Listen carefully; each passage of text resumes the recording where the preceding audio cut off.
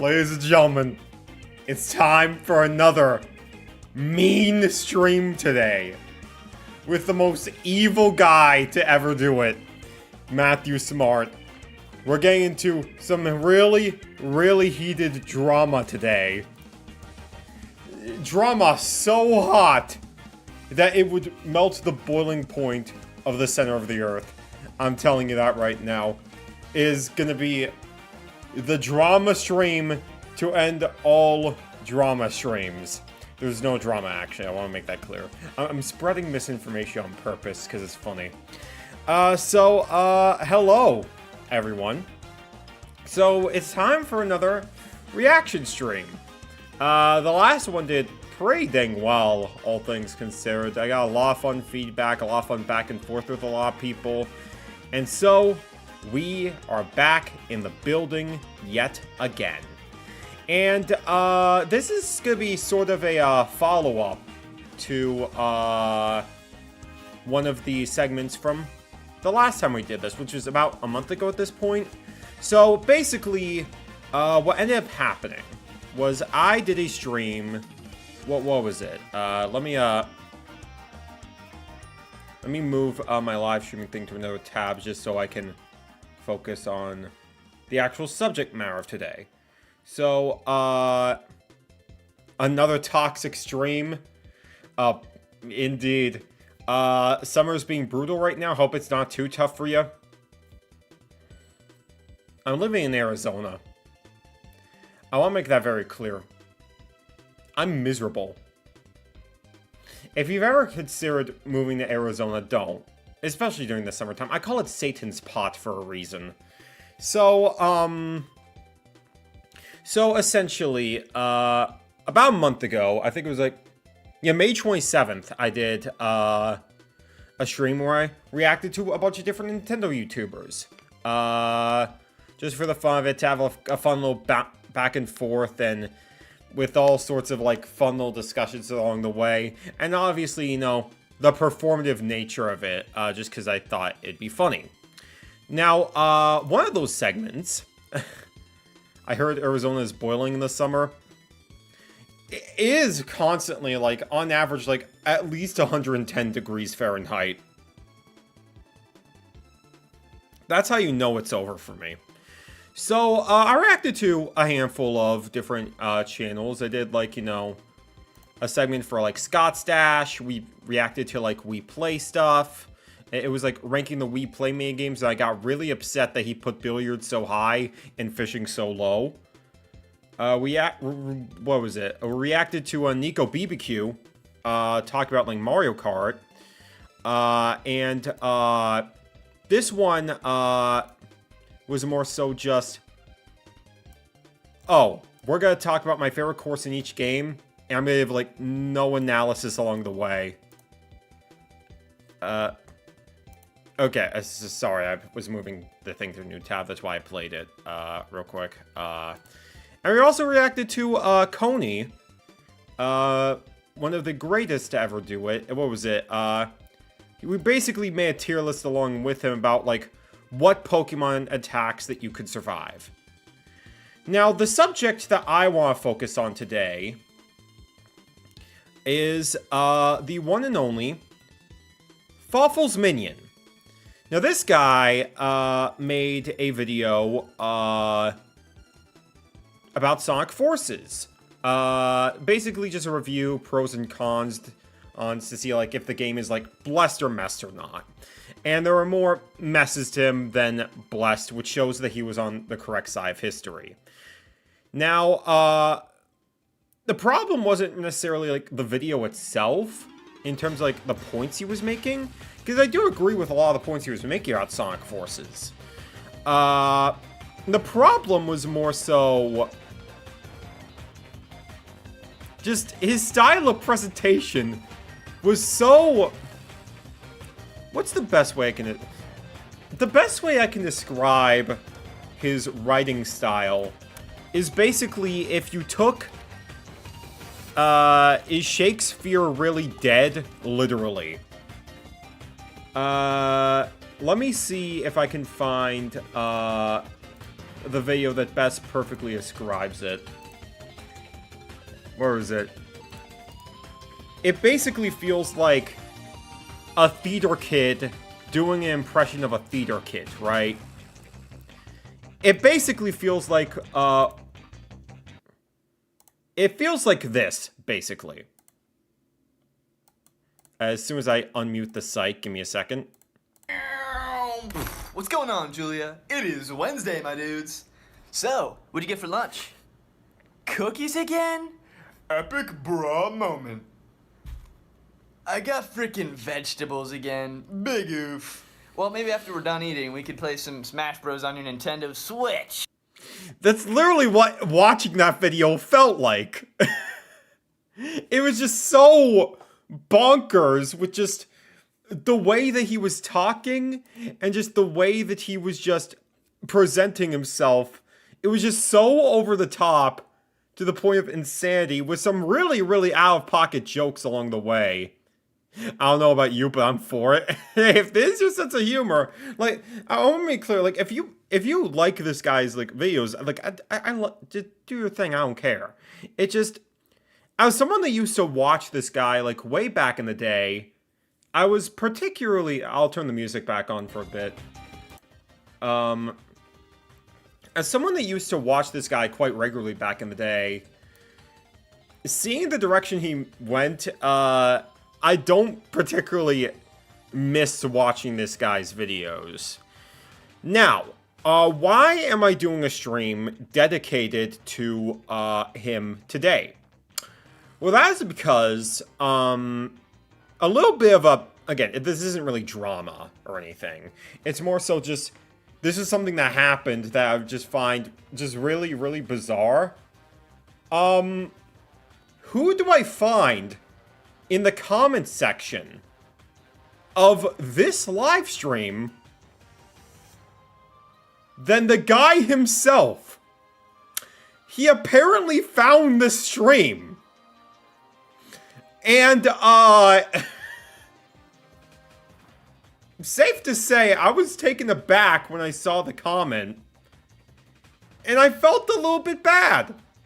I felt a little bit bad, honestly. I'm gonna go ahead and, like, read you the comment, and I responded to him, like, we'll go through it together, and I'll sort of explain what's going on. So we'll start off with, the first comment right here, that I pinned, because, like, I want to make sure, like, if someone is going to watch one of my reactions to their videos, I want them to know, like, I acknowledge them, I appreciate them being here, regardless of how I felt about the video as a whole. I want them to know that they are acknowledged, basically. So, he basically wrote, well, that was a bit sobering. This was picked up on my community tab in the YouTube studio as a mention, likely because of the chapter label. So that was something I didn't know, actually. So, like, after I finished the stream, I basically had a bunch of timestamps, so that you could just skip to, like, each part of the, video. Or like whatever segment that you really want to, like, look at the most. I thought a creator would only be tagged if I literally use their handle, like the @ symbol, like I did for, like, my main channel. I guess it might work for verified accounts too, because he is verified, because I think he has, like, what? He has close to 200,000 subscribers. He has the check mark, so that's probably why he got tagged, honestly. So, I was like, oops. But moving on. I'm sorry that you couldn't get into my material. The last thing I would want is for someone to think I'm being intentionally disingenuous. Sad to say that talk like a real person, because that was something I mentioned in the video too, because it felt like, it just felt so surreal to me compared to, like, all the other stuff I watch online. That doesn't help me all that much. Among with high energy and layered I'm probably butchering that, cross is indeed normal and thus real to me. I would personally recommend my latest countdown to test if I'm simply alien to your interests or not. The sap of Blessed or Mess does tend to be busier than my top 10. So, that's another thing that sort of got to me a little bit. Because, like, I don't think he's being, like... Maybe I did mention it in, like, the reaction, and I just sort of forgot about it. I don't really think it's about being disingenuous. If anything, I just feel it's more overly performative. That's how it felt like to me. Where it felt like it was, like, putting on this huge act to, like, play into his character a bit, rather than, like, you know, feeling genuine. Which maybe you could argue is disingenuous, but, like, it's just... Performative people just tend to be, like, not the types of people that I want to, again, to be clear, I'm sure it's character. I'm sure, like, he's a chill guy off camera and everything. But I really, what is the word I'm looking for? Over the top. Going too over the top, especially in, like, the modern day, because a lot of stuff would do this, like, you know, like, in the early, like, 2010s and stuff, late 2000s, when people like The Angry Video Game Nerd and, like, JonTron were, like, still super, super popular. And so they would play more into characters a lot, rather than what a lot of people do nowadays, which is a lot of what I prefer in my analysis videos, is just putting the analysis in the bag, bro. So, like, it's definitely not for me at all. Again, if this is the type of thing for you, that's no problem. If you want to watch this guy, watch this guy. I don't really care. But it just, yeah, again, I don't really think disingenuous is the right word. Just so more overly performative, essentially. And so, like, I think that goes into, like, you know, talk like a real person, high energy nerd pros. I think there is sort of an interesting case of, like, how do you feel like... I guess this could get into a bit of a discussion about, like, writing in general. Because it's just, like... We tend to think about, like... How do you feel like you write in a way that is, like, natural to you? Because, like... Everyone is gonna write stuff, like, differently. Like, in my case, when I did my Kirby Air Rider stream with, like, Wizzawut, he is someone that tends to, like... have a very passionate and down-to-earth writing style with his analysis stuff. Like, he takes his writing very, very seriously. And I'm sure, like, this guy does too, obviously. If he didn't, I'm sure he wouldn't still be doing this to this day, even with the diminishing returns.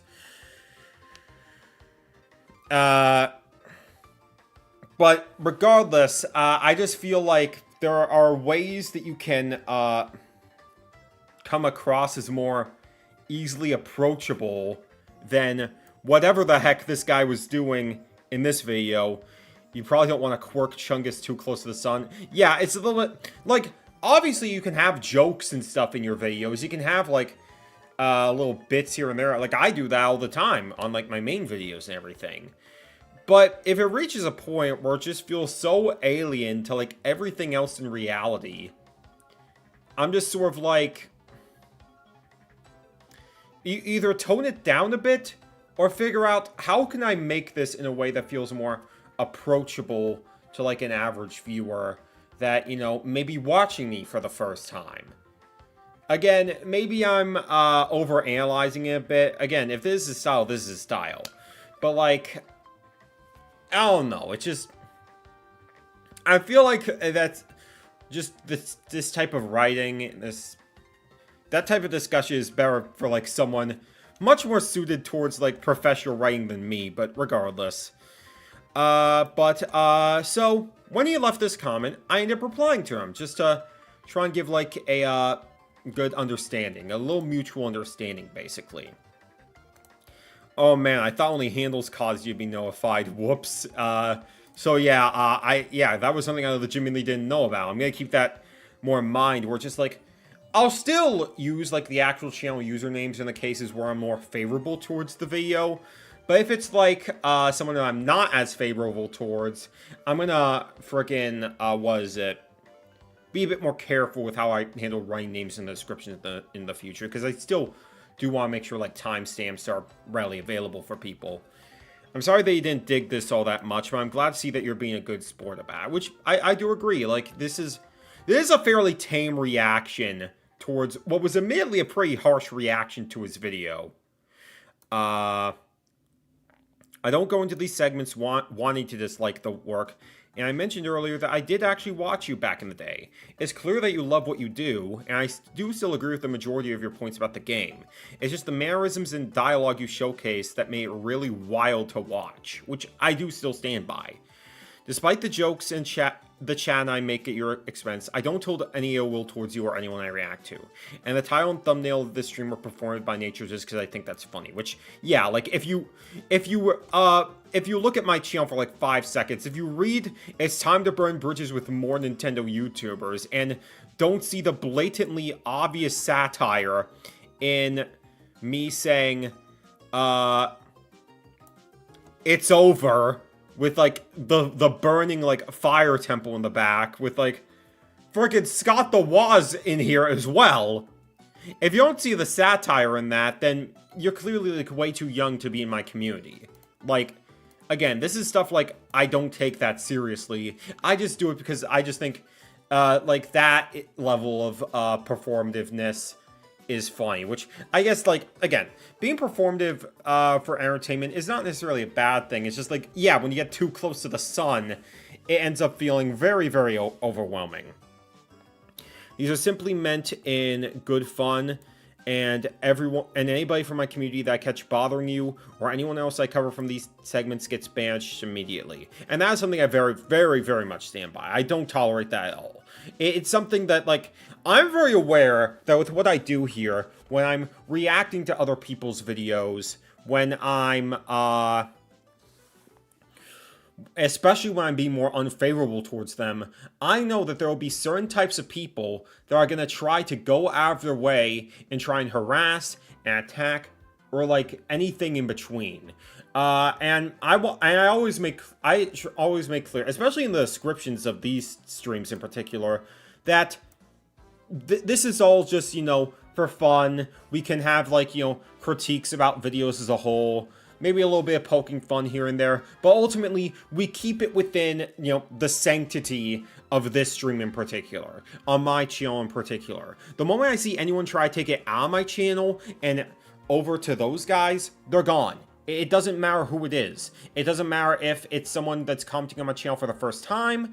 It doesn't matter if they have been watching me for years. The moment I see anyone take a segment way, way too far, to the point where they start attacking other people on my behalf, they're gone. They're gone, and they're never coming back. And it's happened, I think, a couple of times, actually, sadly, where it's just like, there was one guy who, after I put out, like, my video about Nintendo grifters, he went out of his way, he, she, I don't know, their gender, but, like, they made a post, I think they made, like, a quote post on, like, their Blue Sky when I posted that video, just saying some really awful things about Arlo and Nintendo Land in particular, and were just excited to see me make a video, like, dunking on other guys again, and I just blocked their page. Because, like, I have no tolerance. You do not belong in my community if you think it's okay to, like, really attack people like that. And in case of Nintendo Land in particular, the guy was, like, attacking his religion, too, which, again, zero tolerance for. I'm sorry that happened to Landon. I genuinely am. The guy ended up commenting on the Grifters video, because they noticed I blocked them, and it was just like, you know, I'm sorry, I won't bother you anymore. And I replied to them saying, because you were being a horrible person towards, like, Arlo and Nintendo Land on your account, and I have no tolerance for that. Delete the message, and I'll unban you. And that is something, like, I do have a forgiveness policy. If someone realizes, hey, I took things way too far, I won't do this again, and anytime that will happen, I will unban them. I'm open to those second chances as long as they didn't go, like, overtly far. But they never took down the post, which shows to me that they cared way more about seeing me as a guy that just dunks on people rather than actually wanting to be a part of my community. And that is something like, and to be clear, I want to make clear, I'm not someone who's stupid when it comes to my view counts and everything. I know that my most popular streams right now have been like, the video about Nintendo YouTubers and the video react to the Nintendo Direct, which has an entire segment just talking about Nintendo Land. I know that the most popular videos on this channel are like me talking about Nintendo YouTubers unfavorably, grifters unfavorably. It's like, and I know that there's a certain contingent of my audience that would just prefer if I make more videos like this compared to stuff like, talking about Pokemon or like talking about like Star Fox and stuff. And you should not feel ashamed if you're one of those people. I want to make that very, very clear. And like at the end of the day, whatever you want to watch is whatever you want to watch. But at the end of the day, like, I'm someone that makes the videos that I want to make, because, like, whether it be, talking about just directs in general, or Switch 2 price hiking and everything, and also just doing regular gaming streams. Like, I did a stream of Devil May Cry 5 yesterday. When it came to the Switch 2, that was really fun. I do Kirby Air Rider streams with my friends and everything. It's how I cultivate an audience that genuinely enjoys what I do, rather than the product that they want to see.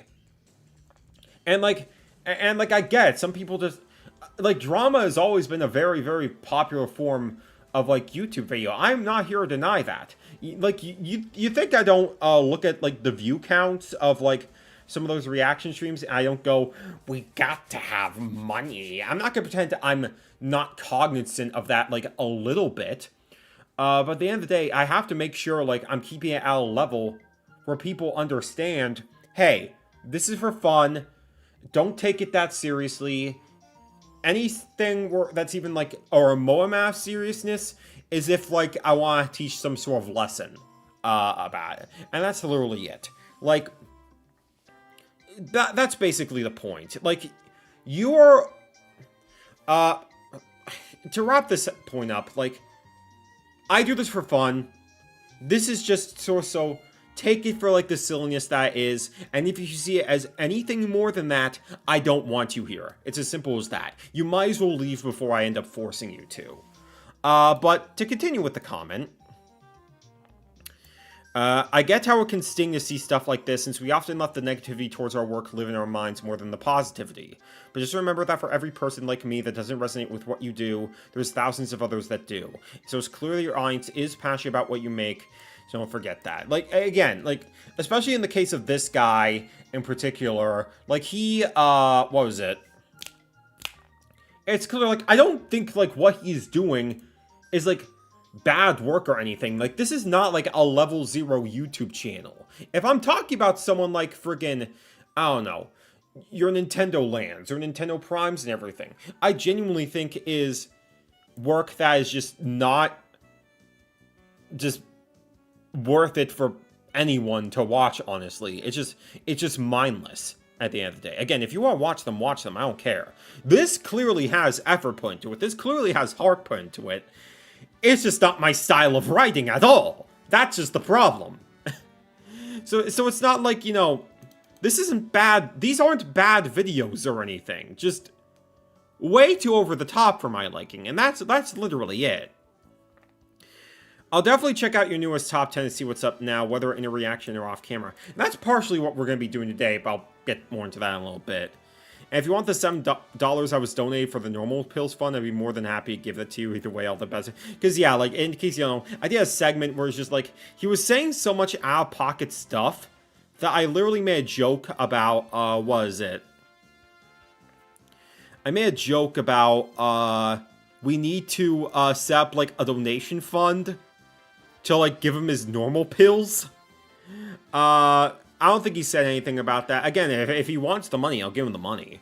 But, like, yeah, and then, yeah, because I said I would donate to him specifically, just because I thought that'd be funny. But, yeah, and so he responds again, and he says, Oh, don't sweat. I've read much meaner and unhelpful, which you know, that's the least I can ask for, you know? The fact that he sees this as, like, the fun that is, that's all I can really ask for. I was more so disappointed here that you used to watch me and yet ended up not jiving with it anymore, as I personally feel like I'm the same old me, just more refined and professional. Now, for context, when I say I used to watch him and ended up not jiving with it anymore, if I scroll far back enough from his channel, I think the last video I ended up watching, when I was still, like, regularly viewing him, what's the video? It was a long, long time ago. It was, what was the video? It was, there it is. Here we go. Yeah, it was, I believe it was this one. Top 10 video game genre elitists. I think this was the last video, outside of these bit lists and everything, that I ended up really watching from him regularly. I think it was around when he did, like, this Mario and Luigi month stuff, where I just sort of fell off entirely.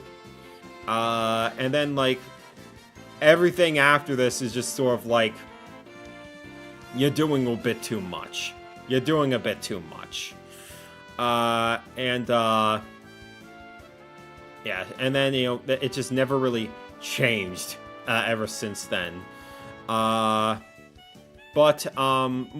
So that's sort of what I mean when I say, like, because back then he was still talking, like, relatively regularly. In fact, I can literally pull up the video right now. Where is it? I'll play the opening of this video for you. Also, I forgot to hold on a second. I gotta change some extensions because I don't want us to have to, like, sit through a bunch of ads throughout this little journey. So let me just fix that real quick.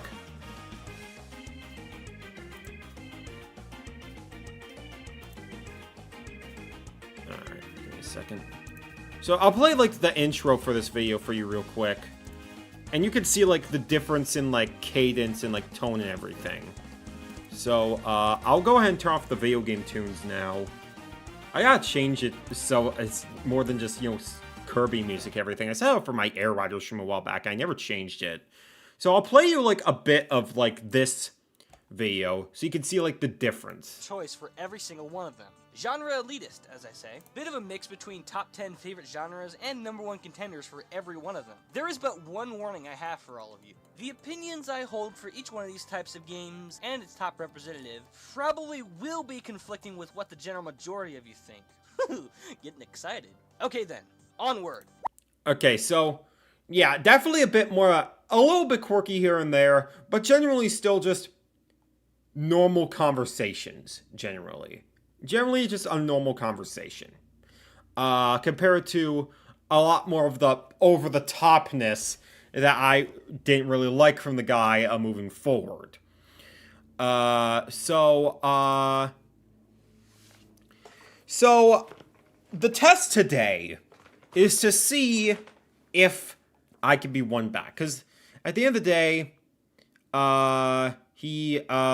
this final message in the comment was, "That's alright. If you respond the same way to my newest video, it'll just be a case of you simply outgrowing my style. At that point, all a man can do is shrug and move on." So that was a horrible voice crack. That is what we're going to be doing today. We are going to be looking at his newest video, his newest top 10, to properly gauge if this... Now that I'm a bit more familiar with what he's doing now, and maybe he's changed a little bit, because the Sonic Forces video was like... You can't really see it because I have it cut off on the side, because, like, I want the video to be the center focus. But the Sonic Forces video, like, over here, that was, like, 3 years ago at this point. He might have changed it up a little bit, but, top 10 voice crack, shut up. So we're going to check this out to see, like, if maybe, just maybe, I might be able to resonate a little bit more. But before we do, I do want to go through a little bit of a history so we can see, like, the evolution of this guy in real time. And we are going to start with, So we got like 5 videos we're going to be watching today. Well, it's 4 videos. It's just 2 of them are basically just the same countdown, just split into 2 parts for some reason. So we're going to start with his very, very first countdown he ever made. 15 years ago. Is the text era of Fawful's Minion good or is it washed? So with his video on the top 10 Super Mario games. The very low quality of the Mario Brothers theme will show you that we're going to be in for some fine art. Now, for context, again, this is 15 years ago. This came out in like 2010. So any Mario games after Super Mario Galaxy 2 are obviously not going to be considered here. So this should be an interesting little throwback. So without further ado, was Baby Fawful's Minion based or was he cringe? Let's dive in. Also, yeah, I remember his original username was AnimalGuy001. I don't know the context of that. I know he's a big Star Fox fan. I think when I watched his like top 10 like game franchises video back in the day, I think he said Star Fox was his favorite franchise, which is funny to me since like it only had like the one really good game, and then he just repeated the same game ever since. All right, so this is an outdated list. The remake is here. No, we have to appreciate history for what it is. Ah, Mario. We all love your games. We all express our opinion. And this is me expressing my opinion. You can even hear some of the Fawfulisms coming in just from the text alone. Of my top 10 favorite Mario games of all time. Some of you may agree with me, some of you may not, but please keep your hate comments to yourself. Not today. I will be hating all day, every day, this entire stream. Alright, let's continue. You know what that means. We gotta be real mean to him. This top 10 is no restrictions. It's just pure opinion. Hope you all enjoy it. By no restrictions, I'm assuming that he means, like, you know, any Mario game, spin-offs included and everything. Number 10. Just the Windows Movie Maker, like, because this text obviously looks awful, but, like, this is a Windows Movie Maker project, like, from, like, 2010. I'm not expecting that much better, honestly. So, it's like, I'll give you a pass. Hey! Mario Super Sluggers! Interesting choice. I couldn't find the right music for it, so you have to listen to the Crystal King theme. Oh, let me just, what was it?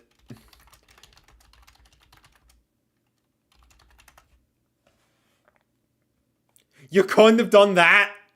You couldn't have done that? It takes like a 5-second search. It takes like a 5-second search. Oh man, this is how you know we struck gold on old YouTube. Sorry I couldn't find the right music for. You have to listen to the Crystal King theme. Which, yeah, if it wasn't obvious from like the Fawful persona, he's a big Mario RPG fan. Especially in the case of Bowser's Inside Story. I'm pretty confident that Inside Story is going to be number 1. Maybe 2 or 3 if he hasn't like really confidently gotten that opinion yet. But Super Sluggers in general is a fair shout. I'm not gonna fault you for it. It's one of the better Mario sports games. This game, in my opinion, is the best Mario game that has to do with sports. I mean, if you ask me, I would say Power Tennis is really good. World Tour on the 3DS is really good. If you're gonna say Super Sluggers, though, again, it's a fair shout. Europe missed out. I love the game because it's baseball, my favorite sport, played by characters of the Mario universe. I'm more of a basketball guy. And because the characters have their own special swings and pitches, but the stadium gimmicks really tick me off sometimes. Which, yeah, I want to make clear. He does swear a lot in his videos, so if you're a child, you gotta go. You gotta go.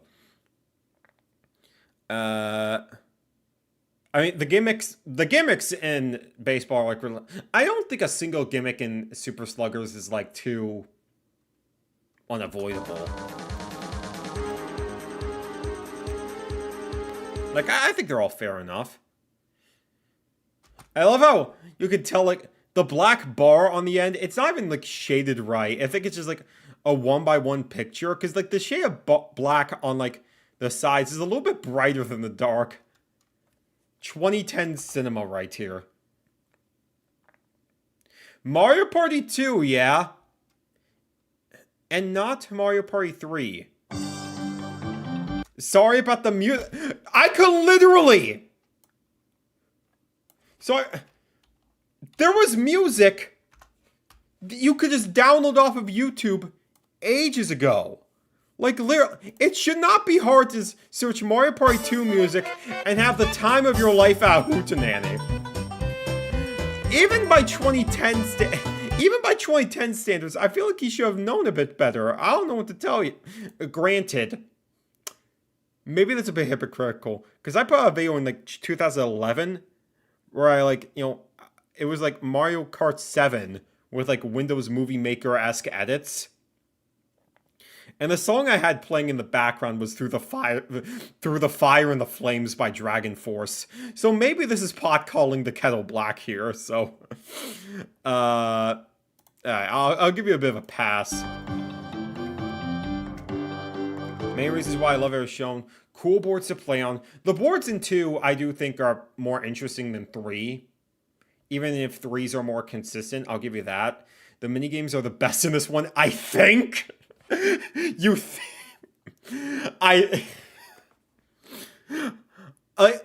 you put I think at the beginning of that sentence, fair. The fact that you put it at the end shows me you're not really confident in that choice. Like, the minigames are the best in this one, I think. First of all, that's wrong. You could say, like, 3, 4, and 6 have, like, the best minigames, but, 2's has some good ones, but, like, best in the series. I don't know about that one.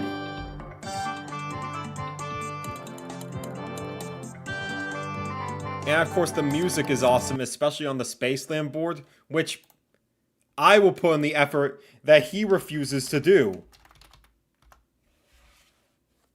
That little baby animal guy refuses to do. If you ask me, I'm much more of a Westernland guy, but Spaceland is a fair shout. I'm not gonna shade you for that one. This is a pretty adventurous theme for a Mario Party board, all things considered. So, you get a pass. You get a pass. Mario Party DS, DS is alright. Will I say the best in the series? I wouldn't go that far.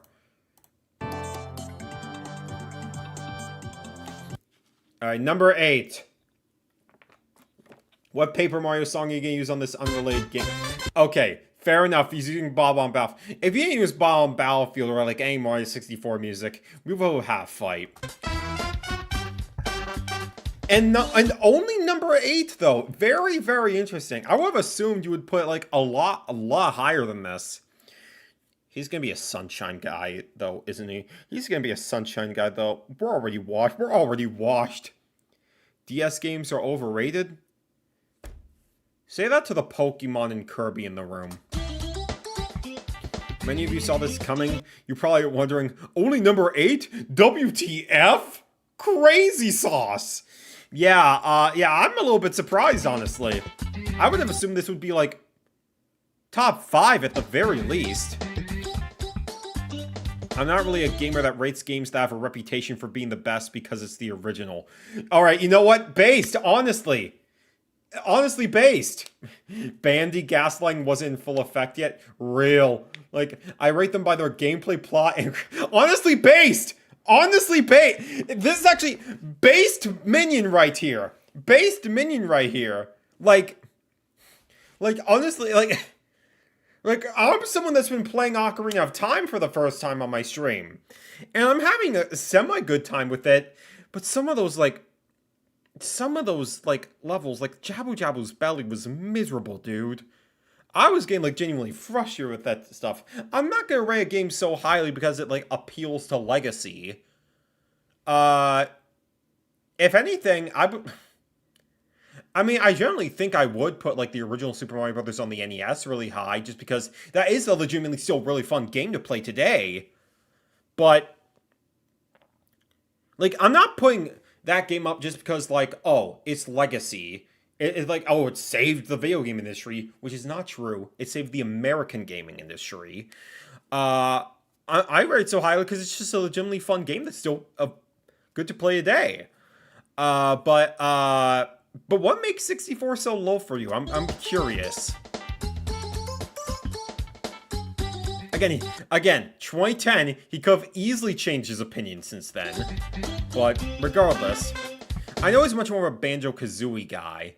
But swearing in the text, yeah, there are children watching. This game is the definition of nostalgia. The levels, the enemies, the characters, everything in this game is like, oh my gosh, it's so cool. I mean the levels, I'll give you Bob-omb Battlefield, I'll give you Womp's Fortress, I'll give you Lethal Lava Land, I'll give you Snowman's Land, I'll give you Cool Mountain,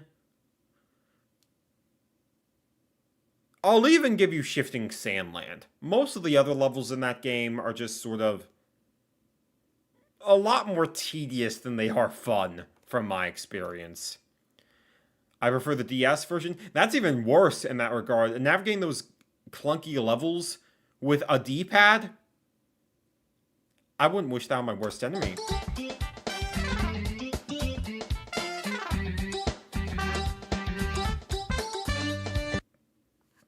Oh, that's all you had to say. That's all you had to say. That's all you had to say. Why is it number 8 then? You had nothing but good things to say about it, and then your last point is like, oh, I rate games for gameplay. Why is it so low then?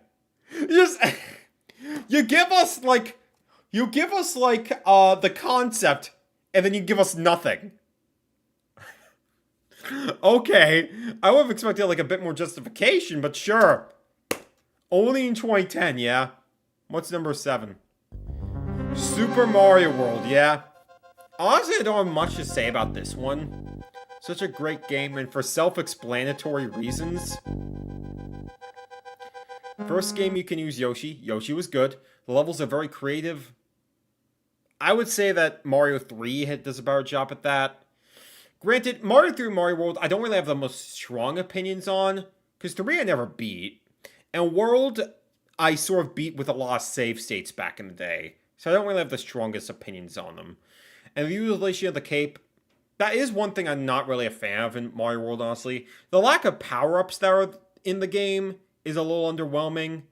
And the cape feather, well, cool in theory, it almost feels like you're just sort of skipping the level design that way. And that's just not it's just not exactly something that's appealing to me. Star World, I won't fault you for that one. Alright, what's number 6? I was scared when this was gonna show up, because I saw new Super Mario Bros. Wii in the thumbnail, and I was just like, oh, Dios mío. Dios mío. Now, to be fair, again, this was 2010. So New Super Mario Bros. Wasn't exactly cool to hate yet. Right? It was only this New Super Mario Bros. Wii wasn't even a year old yet. So I think it was pretty fair when people would rate like so highly back in the day. I imagine in the modern day you would rate this like a lot lower. But it's number 6 in 2010, I think is a fair shout. And we're using the Smash Brothers remix. It's probably one of the funnest games you'll ever play with friends. Yeah, if you hate them, because the multiplayer in these games is so frustrating. This was only the beginning of the end. Unlike other side-scrolling Mario platforms, the game allows you to play cooperatively with 4 players at the same time. Yeah, and you're all bouncing on each other and throwing each other into, like, the pits of lava. It's like, it's one of those games where, like, you cannot play cooperatively normally. Because you're just gonna be like... Jeez, like... A game like Kirby's Return to Dreamland is definitely a lot better when it comes to this type of thing. But,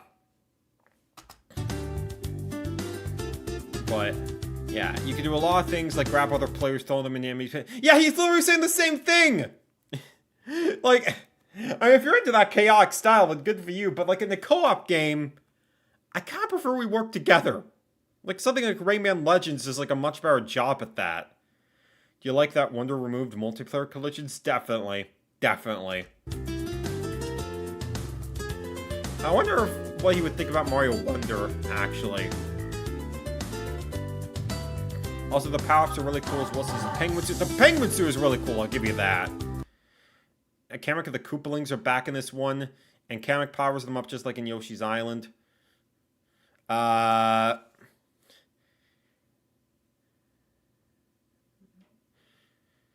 yeah, it's just... Again, the Koopalings, it's fun to hate on them now. Again, this is the first time they came back in a real long time. You give it a pass.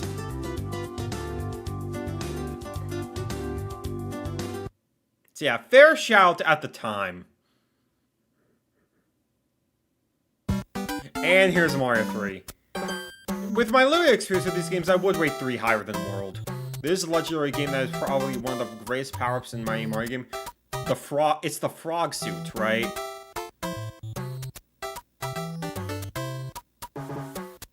Go on. Raccoon suit. The Hammer Bro suit.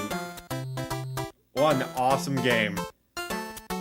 Plus, the music for the overworld is very easy to love and get stuck in your head. It's a really cute little jingle. Again, nothing about level design. Again, it's 2010. You can only expect so much. Number 4. And we've already lost the sauce. We lost the sauce. It's over. It's actually over. It's actually over. Oh my gosh. As someone that played Luigi's Mansion recently, that is one of the most overhyped... Okay, I don't want to say overhyped. I don't want to say overrated. It's just like... I've heard so many people say it's like one of the greatest Mario games of all time. And then I played it when it hit NSO, and I'm just like, it's okay, but this is the game you're all gassing up? It's just like, sure, like, the aesthetic is cool, but, like, it just feels so constrained. And the fact that you have to do, like, everything in a specific order, meanwhile, like, the mansion is, like, so freaking big, it just sort of gets easy for me to be like, okay, I'm missing a blatantly obvious thing, and so I have to go around the entire mansion, just, like, do this one specific thing. It's really, really annoying. It's really annoying. I appreciate the aesthetic a lot, for sure, but in general, it's just, like, the game ended up being way more tedious for me than I would like to admit. I do have Luigi's Mansion 3. I still had to finish that game. I imagine I'd have a better time with that, just because of the more open-ended nature and, like, the more mission-centric. Not to level Luigi's Mansion 2, but more so just the structure of, like, each floor in the hotel is, like, a different level. Well, I basically already answered that question for you, Mikey. It's about time Luigi got a bigger spot in the limelight in mid! To begin with, this game is a new twist to the Mario series. For example, this game, Luigi's the hero this time, and Mario's... You're wrong. You're wrong. Do we need to pull up the Go?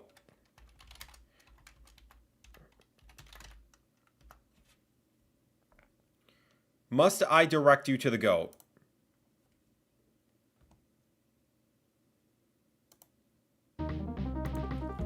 Are we gonna forget the greatest Mario game to ever do it?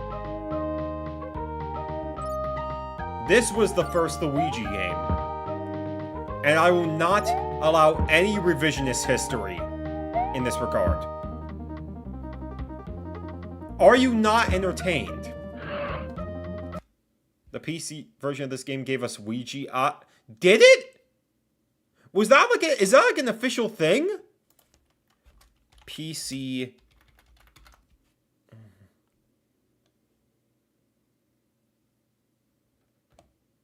Oh my gosh, is this actually... No shot. This is real? I thought it was just like a stupid fan thing. Oh my god, you learn something new every day, don't you? That is surreal. Oh my god, this game actually might be goated. Honestly. And instead of getting rid of Goombas and Koopas, Luigi has to exterminate ghosts by sucking them in a vacuum. Now that's imagination. That sounds like a gaming in the Clinton years line.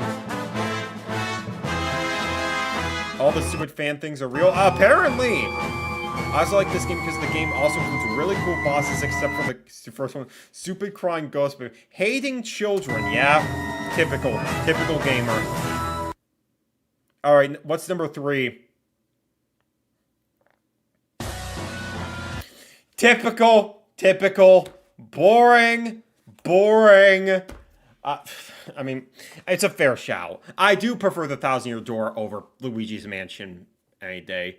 I still need to finish the 1,000-Year Door for what I play of it. For what I played of 1,000-Year Door, it is a really good game. And this was before the Dark Ages, so I'm pretty sure there's not going to be any sort of saltiness here. So this will actually be a little bit refreshing. Sorry, I couldn't get the tile screen theme. You picked a perfectly fine theme. This game is so freaking cool. It has the best plot out of the 3 Paper Mario games. I think, again with the I think, it shows how unconfident some of this stuff is. Oh my gosh. The battle style rules and the music is seriously cool. I agree with pretty much all of this, but like, it's just stapling I think at the end shows to me that you're a little unconfident with your choice here. He also involves some of the most evil things to ever happen to someone. I mean, demonic possession. Real, honestly. Spoiler alert! The game is so easy, but the final boss is one of the hardest I've ever fought. This tells me this man never had a PlayStation back in the day. Just look at nearly every top the most difficult bosses ever. It should be there. Was it? I certainly wasn't around for that time.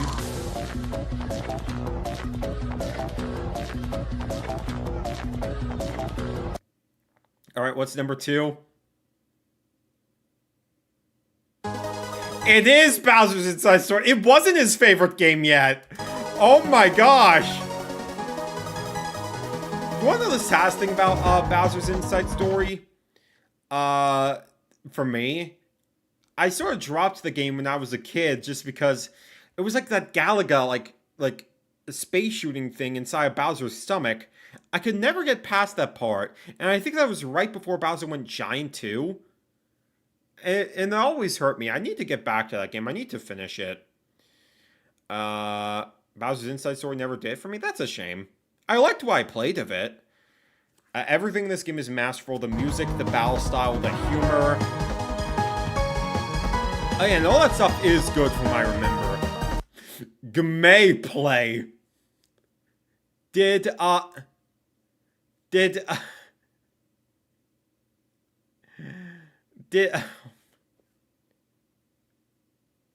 Windows Movie Maker not have spell check? How'd you mess that up, son? Oh my god. Minor spelling mistake. You lose. Gameplay items and abilities. The villain is so funny. He is smart and he has fury. And little did he know that he would be making countdowns of fury very soon. Oh my gosh, yeah. Okay, for the record, I have an extension that restores like old annotations. At the very least, he corrected himself. So, good on you, mate. We used to be a proper country when he still had like annotations. And seriously, all you have to do is listen to this music. This game would be number 1 if I made a top 10 list on epic battles of all time. Epic battles. Epic rap battles of history. Begin. Eminem versus IBS. What really got me was the plot that one mastermind planned out over like 5 years of hiding.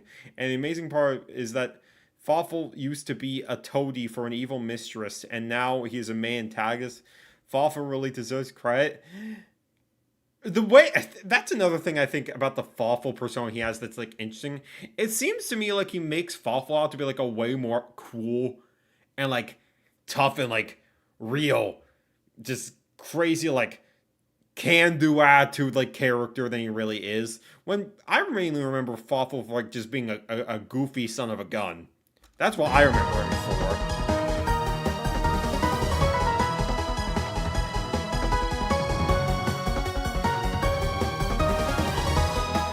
Almost number one. Oh god. First, let's recap. In a 10-minute video, yeah?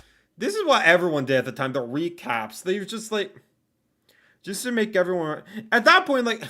This is something that everyone did back in the day. I know Screw Attack was famous for doing it. And I'm just like... What's the point of even watching the top 10 then? Fawful... I wouldn't go that far, okay? Fawful was a cool villain. Just... I wouldn't say to the level that this guy treats him. Okay, we're skipping ahead. I'm not sitting through like a minute of just going through all this again. Alright, give me the number one. My man! We won! We have won today! We have won today! I thought the theme was from the first one was better. Okay, you may have lost me a little bit. You may have lost me a little bit.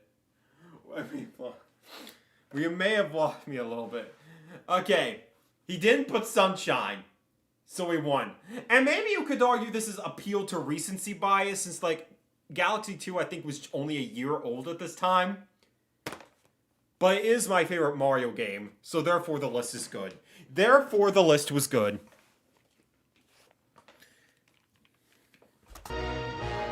Also, you'll line the second credits theme is way better.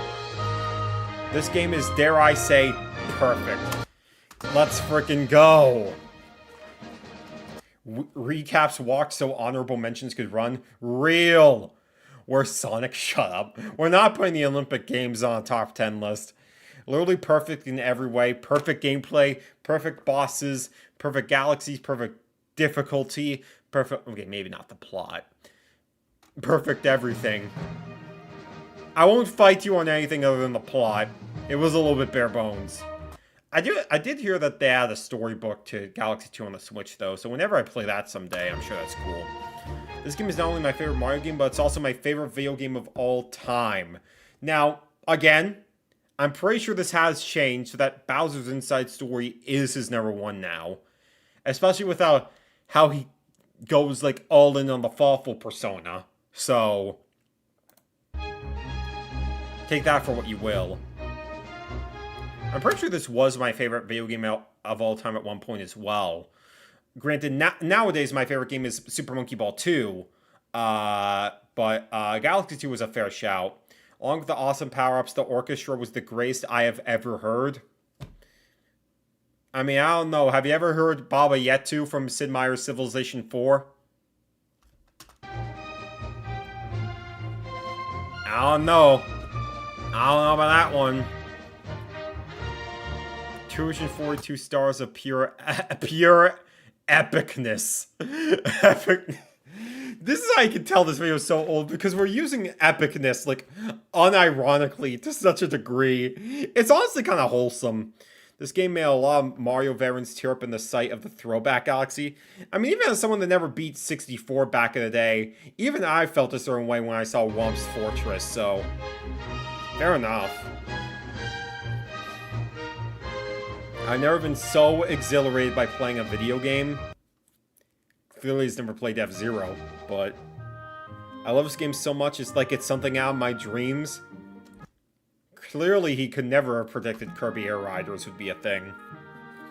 Sorry, I need to put some cream on, like, the bottom of my nose, once we're done here. Enough said. And this concludes the sequence of my very first video. The greatest first video of any channel. Please tell me what you thought of this. What's your favorite Mario game? Subscribe to me. Give me a request. Or just tell that, or just tell that I suck on the improvement. Oh, you have a big storm coming, buddy. You got a big storm coming. Thank you all for watching, and see you later. I'll let this music finish. Let's freaking go. It is a good piece of music. It's not even like... I don't even think it can finish, though. So I couldn't let the music completely finish. I didn't have enough space. I think this was still at a time when, like, a YouTube video could only be 10 minutes long. So I'll give you a pass. But still. That is a little bit funny. Overall, greatest first video to ever do it. Absolutely, absolute cinema right here. So before we get to the next segment, I'll be right back. I'm gonna let an ad play real quick. I need to itch my nose. It's been acting up real bad. Man, I'm sorry. So we'll I'll go on a little 5-minute break before we get to the next part. I'm gonna let an ad play. You all converse amongst yourselves about how awesome that video was. And I'll be right back.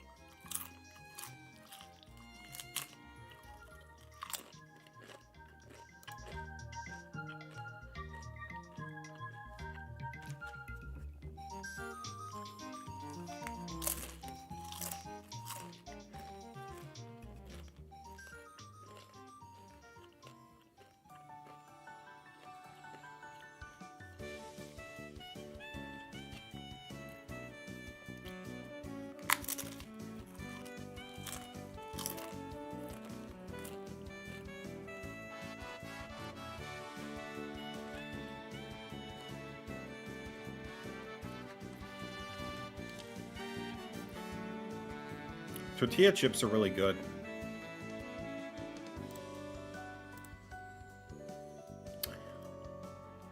One's too many and 1,000's not enough. Alright, we're back in the building. So that was a fun little throwback to the past, but now we're gonna get a little bit less back to the past, and more so when he really started to come into his own. So, the next video we're gonna watch... So this is gonna be an interesting little compare and contrast. Where is it?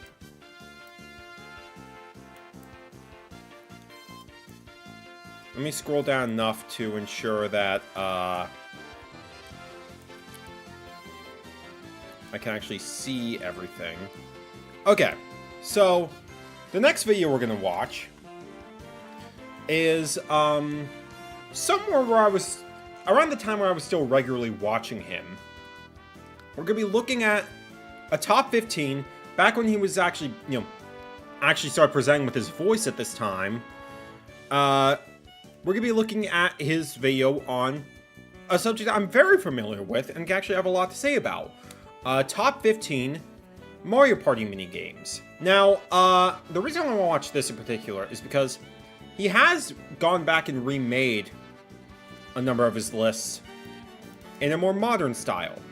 So, comparing from 14 years ago, when I was still regularly watching, to 6 years ago, when I was not watching him at all, I think it'll be interesting to sort of, see specifically, the difference in, like, the quality and just, like, the presentation and everything. It'll be interesting, for sure. It'll be very, very interesting.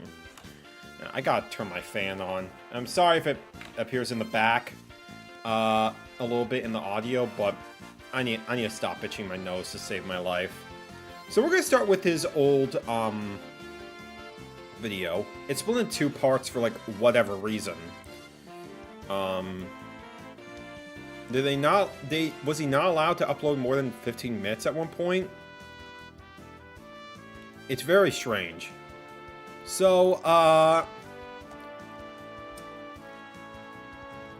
without further ado... Okay, so this video was from 2011, the end of 2011. Without further ado, Mr. Fawful's Minion, do you have the right takes on Mario Party as a youngin' or as an unk? Let's find out. Oh boy. And he was still going by the Animal Guy name.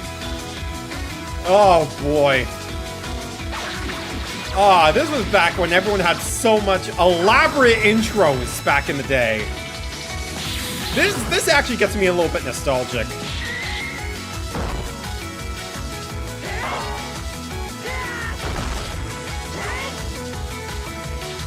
Ooh.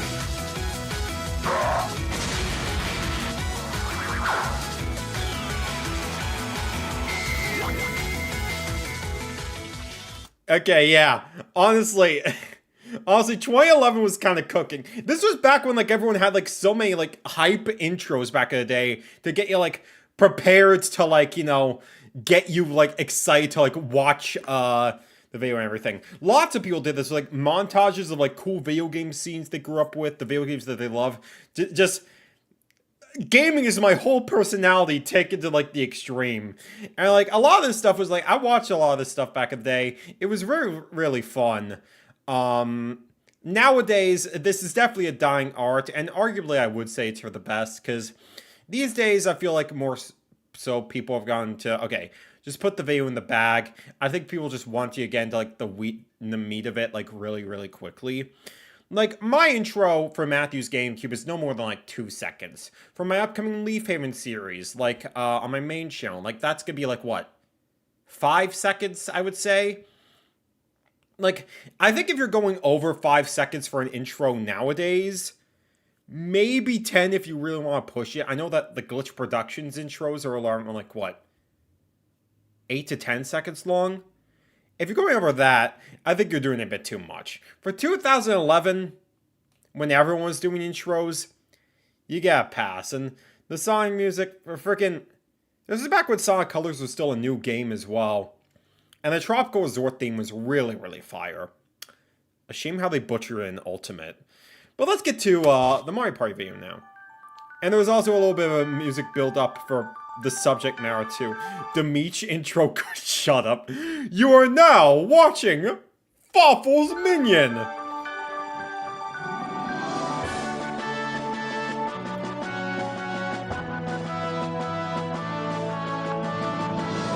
We're really playing this whole thing to start up, yeah? Now it's over a minute. I think at that point you're doing too much. He did have an intro that was over like 2 minutes long as well. I think we were still doing his text countdowns. But that's a little bit much.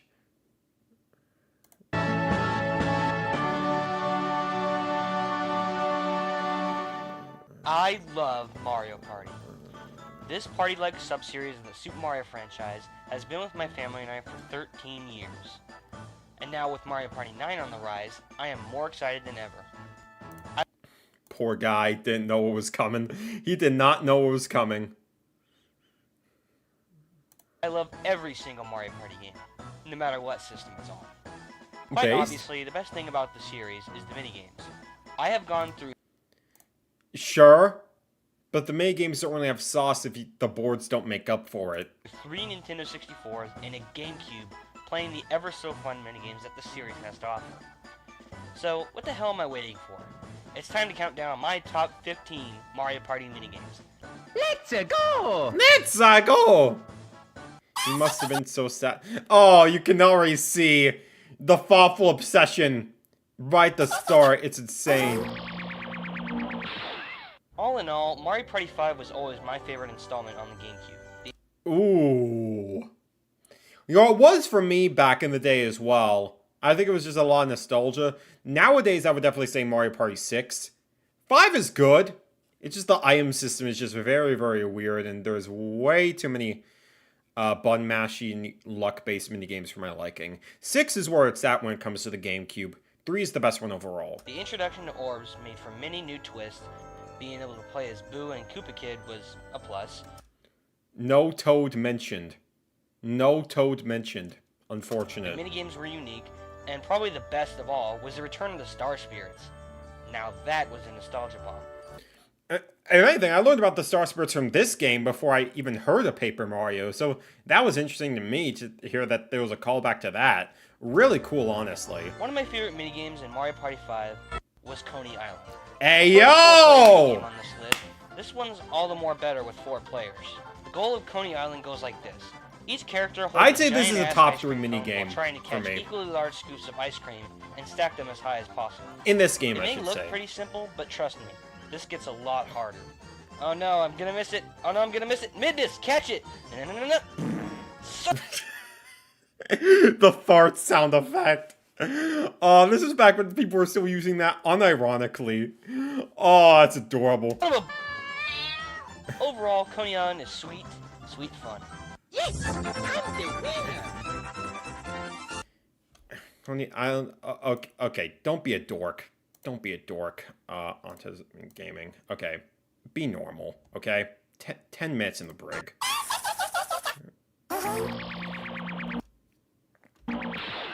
As I recited numerous times, Mario Party 2 is my favorite Mario Party of all time.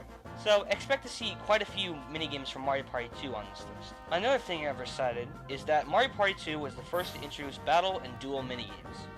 My favorite duel minigame of the bunch is Rock, Paper, Mario. Really? You're gonna praise the dual minigames in Mario Party 2? Like, they're just sort of whatever. They're just sort of whatever. It's just like, they last like 5 seconds, and like, they're not nearly as engaging as what would ever come with 3.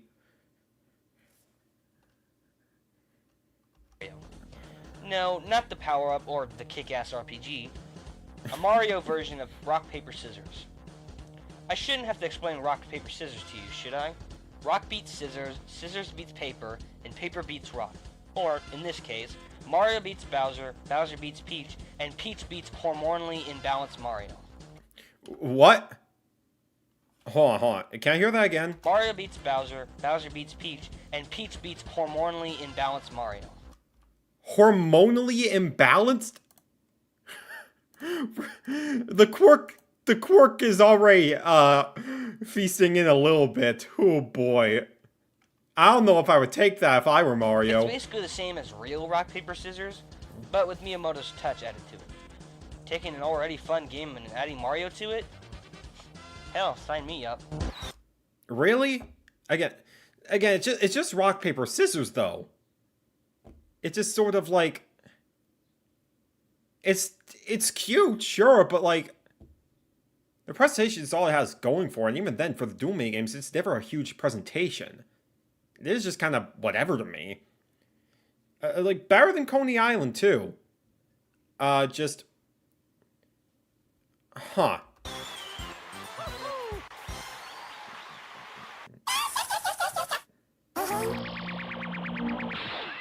Going back to Mario Party 5 real quick, we have a choice of all the 1 vs 3 minigames. So we have to pick The 1 versus 3 minigames? If it's anything other than Mario Mechs, you're gone. just one. Squared away? Nah, It's can't do that. okay. What could it be? Oh, that's right, it was this.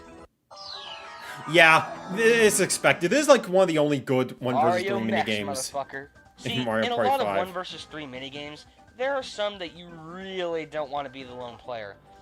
Piranha's Pursuit. Piranha's But Pursuit in is Mario awful, Mechs, yeah. you really want to be the lone player. Let's just take a look at this picture for a second. 3 players control these stupid little pieces of shit scooters while you're in that big fucking mech in the middle there. Oh, man. All you The over-exaggeration do is is killing fire me. your laser. I'm a firing my laser. Oh, that's how you can tell how old this is. Oh my god. Simple, blasting joy. Simple blasting joy. It literally is just, it has guns, therefore it's good.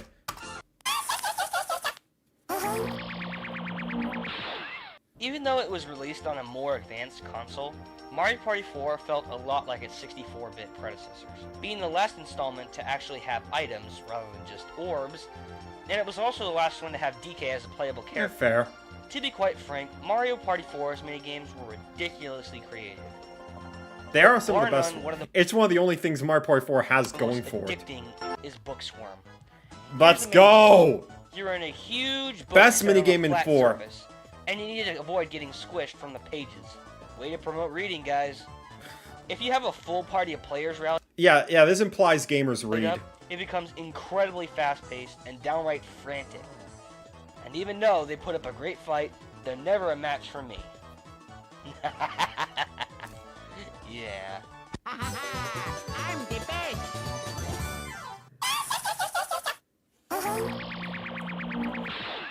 While it's my least favorite of the original 3, Oh, the best entry in the series, Mario Party 3, and it's your least favorite of the original trilogy. Oh, God.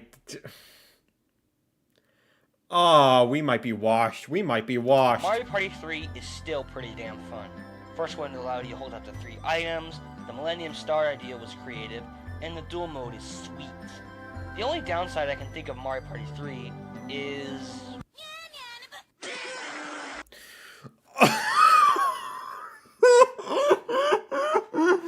Oh, gosh. I forgot people just hated Daisy back in the day for, like, no reason. Oh, God. I forgot about that. Oh, man. The thing is, I remember watching this list back in the day, and I completely forgot that, everything about this list, honestly.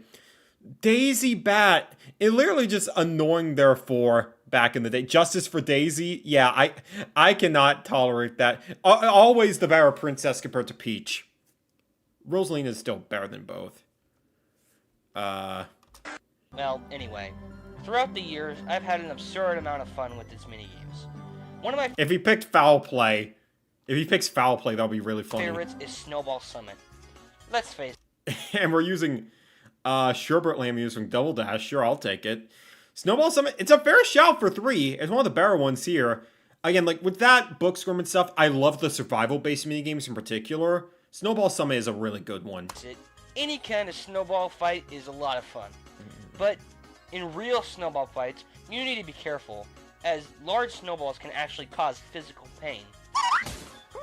But in Snowball Summit, there's... I remember all too well, I threw a snowball that was like made of ice out of my mother's kidney back in the day. She couldn't even get mad because I was trying to hold in my laughter so much. I was a devious little boy. no such worries. You can make your snowballs as large as you want, and then when you get the right size, you nail your opponents. I'm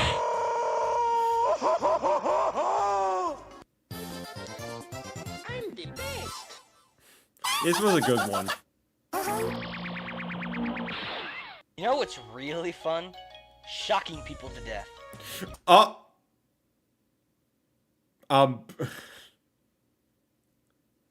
Is this something you do in real life? How would you know? I'm concerned. And if you add some Mario Party to that, you get the ultimate 1 vs 3 minigame. Shock Dropper Roll, I saw in the thumbnail, this is a fair shout. I like this one a lot. Probably Shock, drop, might be and the roll. best 1v3 Being an minigame exclusive in 2. minigame to Mario Party 2, Shock, Drop, and Roll is just pure joy.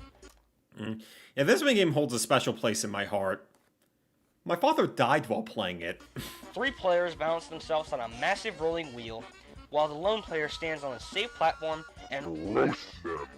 Let's face it. just the lower pitch. That's how you know it's very, very scary. It's not too fun when you're on the wheel, but when you're in control, you're basically serving these guys up rotisserie style.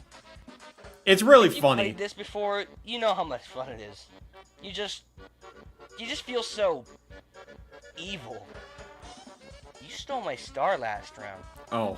Do you know how much fury that gives me? You want fury? I'll give you fury, you son of a... Oh my gosh. Yeah, this is... I love doing that. Maybe I underestimated how quirky some of these older videos could get, honestly. It's charming for 2011, though, for sure. You know what gave Mario Party the whole infamous label, right? In case you don't know, I'll enlighten you. The fucking button mashing. Since we Yes. all have human stamina, let's not take a look at any of those. That was a trope. Like, button mashing bad, therefore the minigame was bad. I think it just depends on like the scenery and everything. Mecha Marathon was funny. I liked Slime Time a lot in Mario Party 4. Where is this going to lead, though? Are we going to talk about one of the luck-based ones? Instead, let's pick a minigame that doesn't involve using the buttons. No! Okay. I was going to be if you put Tug of War at the spot... I mean, kind of base, not gonna lie, that would have been really funny. But I could see why you wouldn't.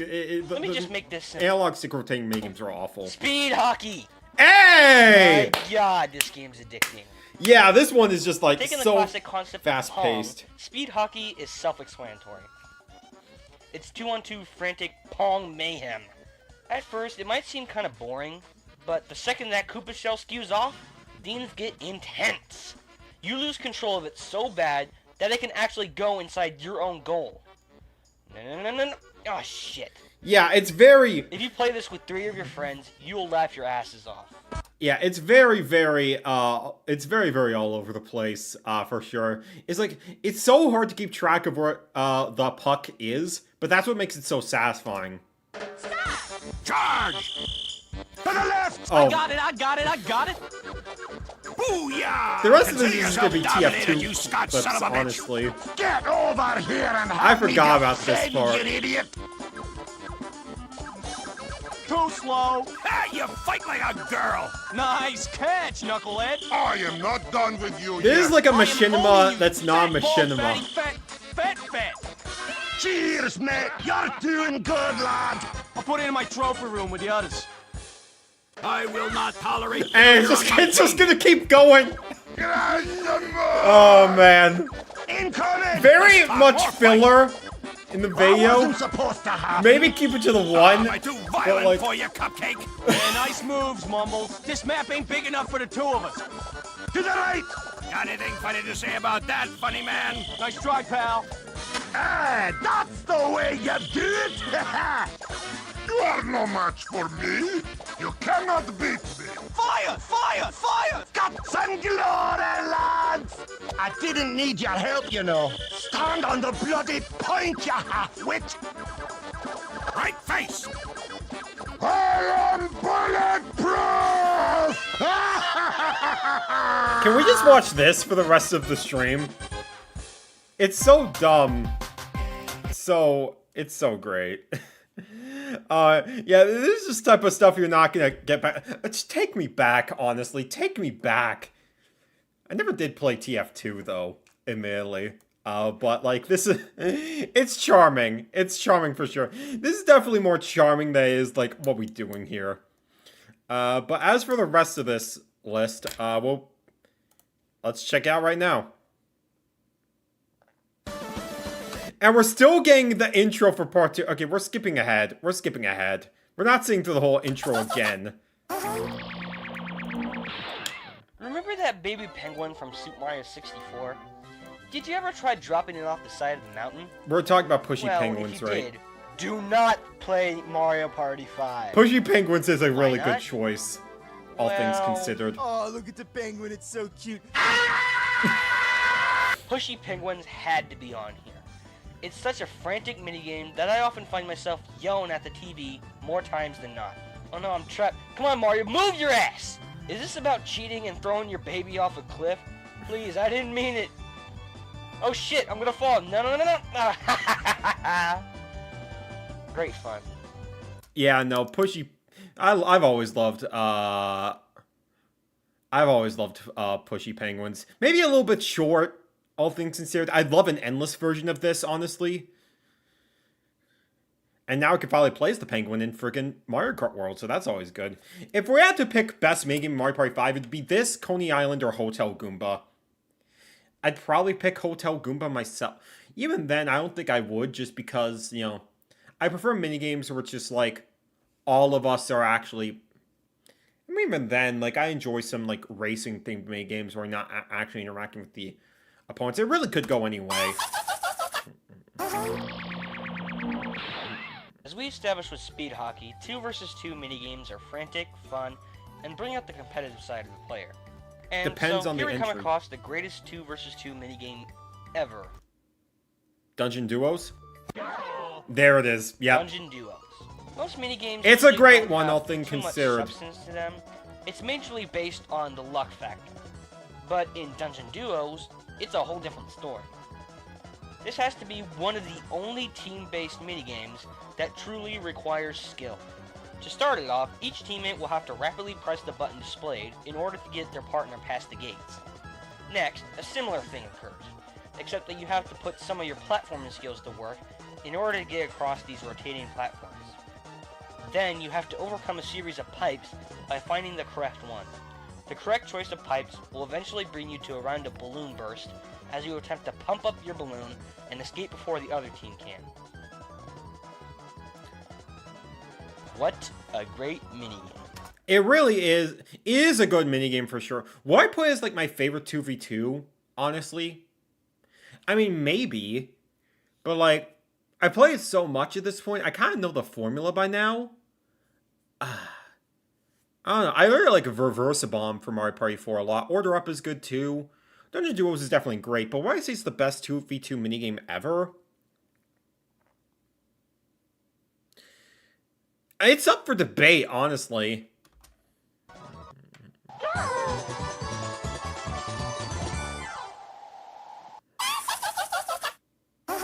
Alright, what's number 6? From here on out, we're looking at nothing but the classics. Being the greatest minigames of the original 3 is basically saying that they are the best ever. Appeal to N64 but this is something a lot of people in my generation did. You know, it was always just SNES, N64 was better because it was like older and everything. In Mario Party, you could argue that. 3, I still say is the best in the series. But like 4, 5, and 6 had some really good stuff in there in terms of minigames. 7 was just sort of okay, and then 8 just sort of... But like, I would say minigames up to like 6, you could argue as having the best in the series. Maybe not 5, because there's a lot of really bad minigames in there. Bandy brainwashing is being put to work. This is in 2011, before Nathaniel Bandy really took off with the top 10, so you get a pass. N64 bias sucks.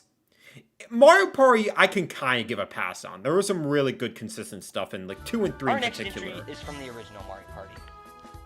Now, this one is often considered the best of the best by many, so don't Bumper blame balls? me for putting it so low. Bumper Balls, bitch! Yes, Bumper Balls is only number 6. I mean, Bumper Balls... this is the JonTron brain wash, because it was like... I know he put that, like, number 1 back in the day, but, like... I like Bumper Balls, but, like, I do sort of agree that a lot of times it does end in a draw, and makes it much less appealing than it really is. I love Jamboree, but there's lots of hits and misses. My opinion on Jamboree has definitely gone down quite a bit with time. I will say that. Whether it be your favorite or not, Bumper Balls really is fun. In hindsight, you don't really do all that much in Bumper Balls. The only thing you do is move. That's it. But the gameplay limitations is highly overlooked when you hear what the goal is. You push them off and watch them slide down the mountain, burn to death, and get tentacle raped by a freaking Whoa! Hold on! Oh, shit! Excuse me! Oh... Logan, you can't just be saying that, dude! Oh my god! Excuse me? We overlooked a lot back in the day. Oh my... Okay, this is a kid's game, dude. Oh my.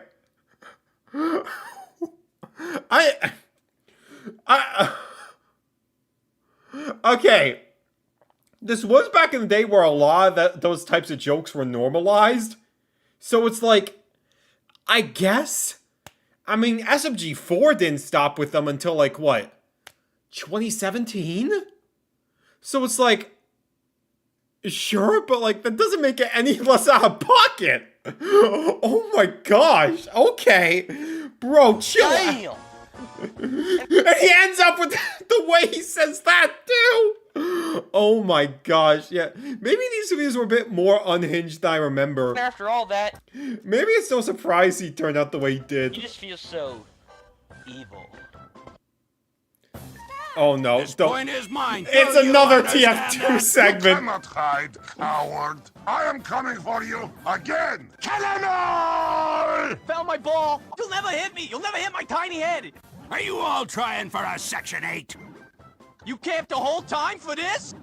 I did what I could. Repeat after me. I'm dead.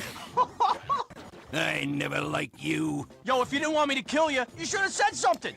This is the stuff that modern Hollywood is missing out on. Hey, Lord Fat, those hard Oh, arms look don't at stop this. bullets, do they? Look at that. Look at that segment right there. If you didn't Look want at me to that kill segment. You should have said something. I promise you, pain without... This is why I can't rate Bumper Balls so highly, because a lot of it is just that, especially 1v1. This is why it ends in a draw so much of the time. Hey, Lord Fat, those hard arteries don't stop bullets, do they? I am going to kill you, and kill you, and kill you. Ooh, it's intimidating. You are not so good as you think. I am owning you, you fat, bald bastard! Eat it, you mute frickin' moron! You are so small.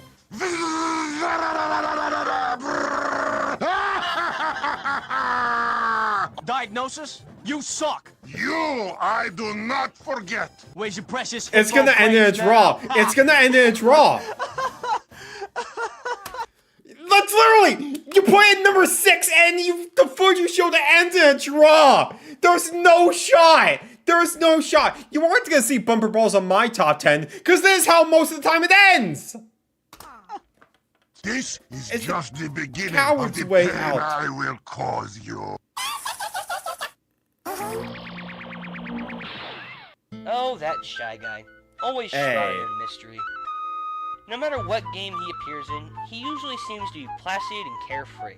Makes you wonder what he does for a living, doesn't it? This is gonna segue into Shy Guy Says, I know that, which is a base choice.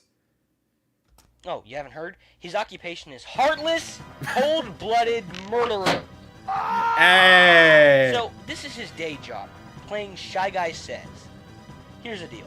Shy Guy's got you and your friends either inside barrels... I love how he's using the Star Fox 64 music here. It's just really freaking funny to me. It adds to the intensity of the situation. ...or hung up by balloons. He gives each of you 2 flags, a white one and a red one. You have to follow his pattern perfectly and not fuck up once. The instant you miss, you're out. The tricky thing is that Shy Guy, the sneaky bastard that he is, will continuously fake you out intentionally. Yeah, that's part of the fun. Honestly, this is probably my favorite minigame in the series, just because of the intensity of just like one mistake and you're out. It's just so intense, just staying in the moment and being like, okay, I gotta hyper focus on like where are the flags going, if it can be faked out. Which one is the better, Shy Guy Says? I honestly think I prefer the Mario Party 2 version, just because it's more intense falling from the sky than just being sent out to the ocean, because you're still in the barrel. But like, you're falling out of the sky in 2. That's horrifying. No wonder Luigi was horrified by the Shy Guy's appearance. Underneath that mask lies a killer. And one of the best now ever you're under my control. Okay. Should have played fair, Shy Guy, but now you're one of us. Okay, shut up. Okay, you're doing too much. Don't you just hate piranha plants? I know I do. Out of all the enemies in Super Mario Bros., I think I saw this making in the thumbnail. I'm just like, what are we doing they here? have probably killed me the most. Have you ever just wanted to jump on a piranha plant and completely crush them? Well, in Mario Party 1, you can do just that. Whack-a-Plant? Really? Of all the minigames, it's a single-player minigame where you're just bouncing on plants. And it's in the top 5, above Shy Guy Says, Pushy Penguins, Coney Island, Dungeon Duos, yeah? This is just, the single-player minigames are never going to be, like, stuff I'm going to defend in court. But, like, this is just, I don't know, this is just... Appropriately titled Whack-a-Plant, this minigame was always high on my list. The objective is very simple. You jump. What do you jump on? You jump on piranha plants. Yes, that's right. Those bastards that have been killing you for countless years. You finally get to crush them. And the best part? They can't do shit about it. It's almost as if you could kill them in the games too. You just need the fire flower or the punch to do it. I'm chalking this up to a skill issue as to why he hates these guys. I wonder how he felt about the Piranha Plant gang into Smash Brothers. It also proves to be a great challenge. No, not the minigame itself. The real challenge here is trying to stomp all 36 of them. Taking over the Mushroom Kingdom is one thing, but stomping every Piranha Plant in Mario Party's Whack-a-Plant, that is the ultimate achievement. Is it though? Sure, why not? This minigame is up there because I have childhood trauma, therefore. Just for a quick second, let's venture into Mario's mind. What does he do? This was before the game theory where Matt Pat tried to do revisionist history, right? What would he do? He eats mushrooms and destroys Bowser's army. This could be Toadstool Titan, isn't it? Not to mention, he also encounters a lot of missed opportunities. Oh boy. Oh boy, the simping era. We're really... Honestly, shipping discourse is just something I just turn the other way on. I couldn't care less. What? even freaking James is like confused what he's talking about. But the main point is that Mario eats mushrooms, grows larger, and then destroys his enemy. So, how would you make that into a minigame? Simple. Just call it Toadstool Titan, and you're all set. We really lost something when Mario Party Superstars went woke and renamed this minigame Mush Pit. Here's what you do. You and 3 other players are trapped in a concealed room filled with blocks. You find the block that has This is a fun minigame though. Why rate this highly? Definitely not, but it's a good mushroom shout. in it. You grab the mushroom. One of the better ones from 3. And I destroy cowards! And he's still... We're still going. We're this still going. minigame is ridiculous. Okay, at least it was really short this time. It's not enough that you grow giant. Super Mario Titan, shut up! But the Shut main up! objective here is to mow down your opponents with your colossal might. It's incredibly addicting to just pummel someone in the face like that. In the face! Overuse quotes for the win. Tell me he's gonna say like a boss at some point. Like a boss. Tell me he's gonna say that at some point. Without a doubt, the best minigame in Mario Party 3. Have you ever noticed that with every Mario Party minigame, you almost never work together? Most minigames... Yeah, because the game is about killing each other's spirits. Which, knowing this, he's gonna put a co-op minigame at number 2, which is... that's boring. don't require help from all the players. It's usually just a simple free-for-all. I think I remember what his number 1 is as well. But there is one minigame in which everyone needs to cooperate in order to win. Ready? Go! Running of the bulb. Where do I begin with this one? Here's the skinny. One player holds a light bulb. I mean, for co-op minigames, like, it's okay, but, like...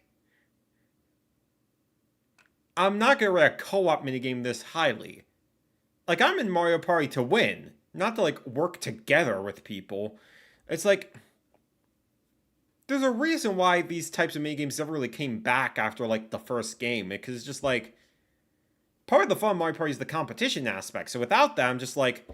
Why am I not just playing, like, a traditional Mario game? While trying to make it to the end. Well, here's the problem. There are thwomps and boos everywhere! So, the other 3 players must defend the bulb carrier from boos just waiting to jinx you. But be careful, because the boos can jinx the defenders too. The reason why running of the bulb is this high is because it's probably the only minigame in which everyone has to cooperate. There's more, though? I think there was that key minigame as well. In the first one, I don't think this was the only one. But the Definitely question not. is, what could top it? Well, let's recap. Okay, we don't. I'm skipping the recap. We're not doing that. We're not doing that. That's just wasting everybody's time. So what Bro completely forgot to add the animation for the number 1. is my favorite Mario Party minigame ever? It's Hexagon Heat, isn't Well, you know me. A crazy bag of chortles who just loves frantic fun. it? Chortles Fawful reference. And I'm also a fan of the classics. That being said, Midwest, I am needing your drum roll. Be My based. favorite Mario Be Party based. minigame of all time is Mushroom Mix-Up. Okay, it's the lamer version from the first game, but fair shout. I prefer Hexagon Heat just because dropping in the lava is a lot more funny. see this on anyone else's list. Really? I hear a lot of people praising this minigame a lot. Just trying to survive in like this Simon Says like type of game. That's always really fun. Why is that? I have no idea. It may seem pretty boring at first, being that the mushrooms take forever to sink. I mean, I think the fact that it starts so slow and then gets faster as it goes on, I think it adds to the intensity quite a bit. And it doesn't take that long for it to get super fast. But I'm dead serious. When you play with a skilled friend and keep going for a few minutes, the mushrooms will sink so fast that the only way to stay up is to continuously ground pound over and over. To be fair, most people are not making it to this If you point. blunder just once, it's all over. Mushroom Mix-Up was also revamped and included into Mario Party 2 as Hexagon Heat. That one's still great, but I prefer Mushroom Mix-Up. Simply enough, this is the minigame that gave me the most joy. And that's more than enough to make it my favorite Mario Party minigame ever.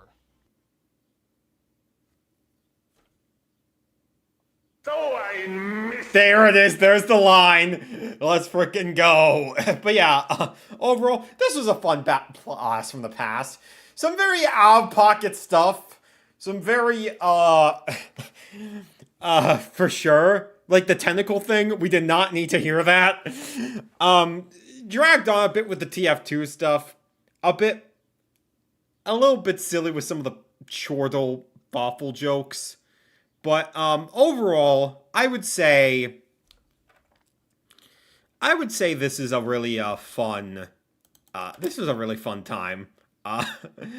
Definitely charming for like 2011 standards. And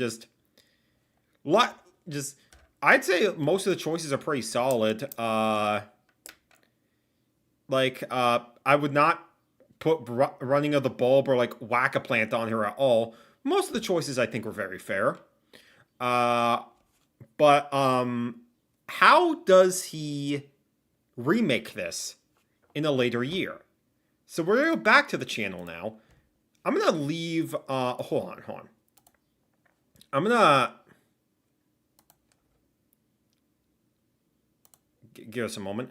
I'm gonna search up the newer version of that list from 6 years ago. How does 14 years ago compare to 6 years ago? This is about the same length in time. If you combine these two parts, it's still around 22 minutes. And, you know, it's still a top 15. How has his writing changed? And how has his list changed? What minigames are different here compared to before? Please 2019. And we got a Patreon plug right at the beginning. So, right off the bat, is this going to be worth donating to? Is the question. Alright, so before we, let me duplicate this tab.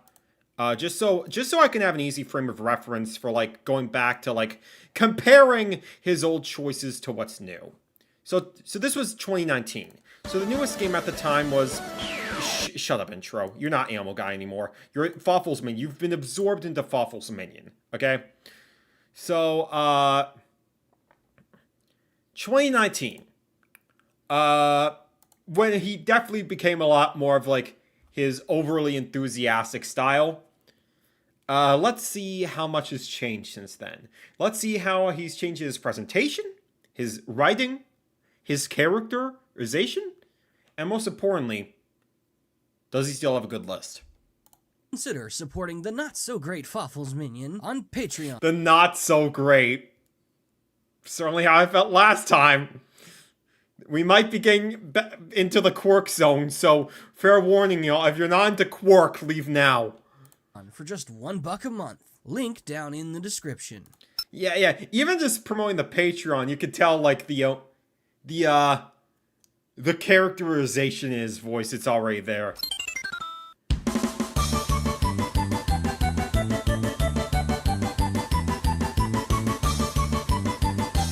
Already, like, the quality is, like, much higher than before. Honestly, it almost looks a bit too sharp. I don't know what he's using for, like, the footage, everything. It looks like it was in upres to HD. But he's still using widescreen for, like, the old games. That's how you know we might be in trouble. Come one, come all. It's the Torture Fest of Nintendo's best. Fabulous prizes, defunct lawsuits, and more. Roll those die and you will do. The proverbial spike trap on this road to remastery. Our penultimate sight to see. Yeah, okay, yep. You can very much tell the difference in delivery. You can very much tell. We might be in for a wild ride, my fellas. Oh boy, you better strap down. Is a big top 10 of Holy nightmares. I'm stuck working the RSVP line, so no way am I going down alone. Mario Party is a thing to behold, fear, and cherish. Hudson Soft's iconic mark on the Mushroom Realm defined many a childhood. Fun fact, I was practically raised on this stuff. It explains a lot. So let's pay a It really does, honestly. heartfelt cautionary revisit to the multiplayer juggernaut that oofed me so good. Oof. Oh, back when like when the Roblox oof meme was still like so popular, and now they got sued for the freaking that oof meme. It's sad. This spin-off series has been immortalized thanks in part to over 500 minigames, offering up 500. years of family rivalry and good laughs. So, shall we explore my favorites? Something to mention, I haven't played every game in the series, though I have He's avoided the bad ones, okay? We might be on this. played 1 through 8 and Super Mario Party, Okay, that's kind of all you need at the time. Fair enough. like the majority of folks, so I don't feel too bad walking past what you already did. Sorry, only games from those qualify here. Yeah, only games from the good ones. We'll Fair enough. fight for our right to party from the hearty. Chia, Oh, like we're still gonna have one after this. Alright, let's freaking do it. Honeycomb Havoc, yeah? Honeycomb Havoc joins the list. I mean, you're never gonna see me defend this one core. I think it's a decent one. But it's one that, like, it's annoying when, like, you know you're gonna lose when the fruit are set up in a certain way where it's just like, oh, everyone's gonna make it so that you're up next. 9 had really good minigames. It did, but the boards were just like, what are we doing here? Oh, your screams give me life. There's no shame in admitting you hate yourself, but there Is there, though? may be a little bit placed on the head of that one fart tart that likes Honeycomb Havoc. Fart tart! Oh my gosh. Oh boy. Oh, we're in for a time. We're in for a time. Take me back. Hey, oh, that's me. This rough shot of that poopy Wickerman remix torture scene sure nailed the tone. Hilarious, painful, impending fear of disappointment. Pick one, pick two. It all ends in I hate you! Ow! Upping the audience size and beehive count, it's a cringy slog watching the fruit Cringy? Oh, we can't be using that word anymore, Fawful. We can't be doing that. slowly disappear alongside your hopes and dreams. You best hope you're not last in line. Am I necessarily one to play the cake hole that waits as long as possible, thereby savoring the anguish of his friends? Oh! Don't lie. You You absolutely can would. have the honey, nowhere as sweet as your tears. Yeah, you absolutely aren't going to see this minigame on my list at all, but if you're evil like that, maybe.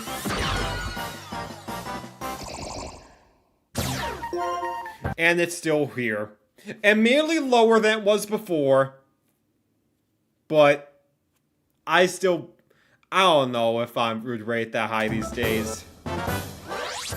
What's a good ball bumping between best buds? You really are Mr. Gay, aren't you? What?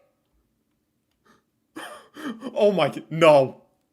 Oh, I know what he's referencing. It took me a sec. I know what he's referencing. Oh no. Where is... Can I pull up the image, please? He's referencing this. Oh, man.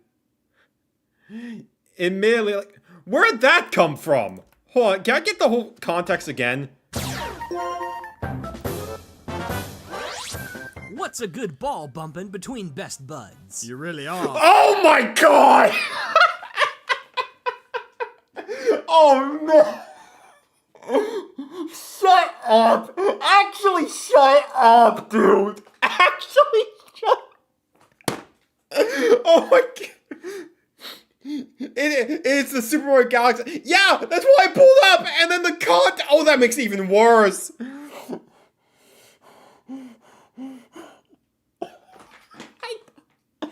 Oh no. Oh god, the sex jokes are already starting. Oh.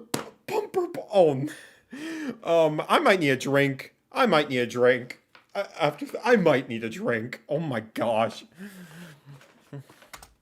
Oh, Mr. Gay, aren't you? It's 2019! You gotta have a heft. It's 2019. Yeah! And you still made the joke. You're the one who wrote the joke. Pair to blow such a well-rounded classic so low. Let's just say the 2-pack of thwomps are on sale. The toddler's equivalent of sumo wrestling. Bumper balls turned the touch of an analog stick into a tense commitment with thrilling payoff. Being a campy heck is just as viable as going hambo. So the ratio of gun-ho bravehearts charging in for the kill to evasive wiggle worms bent on timing their hideout is about 50-50. I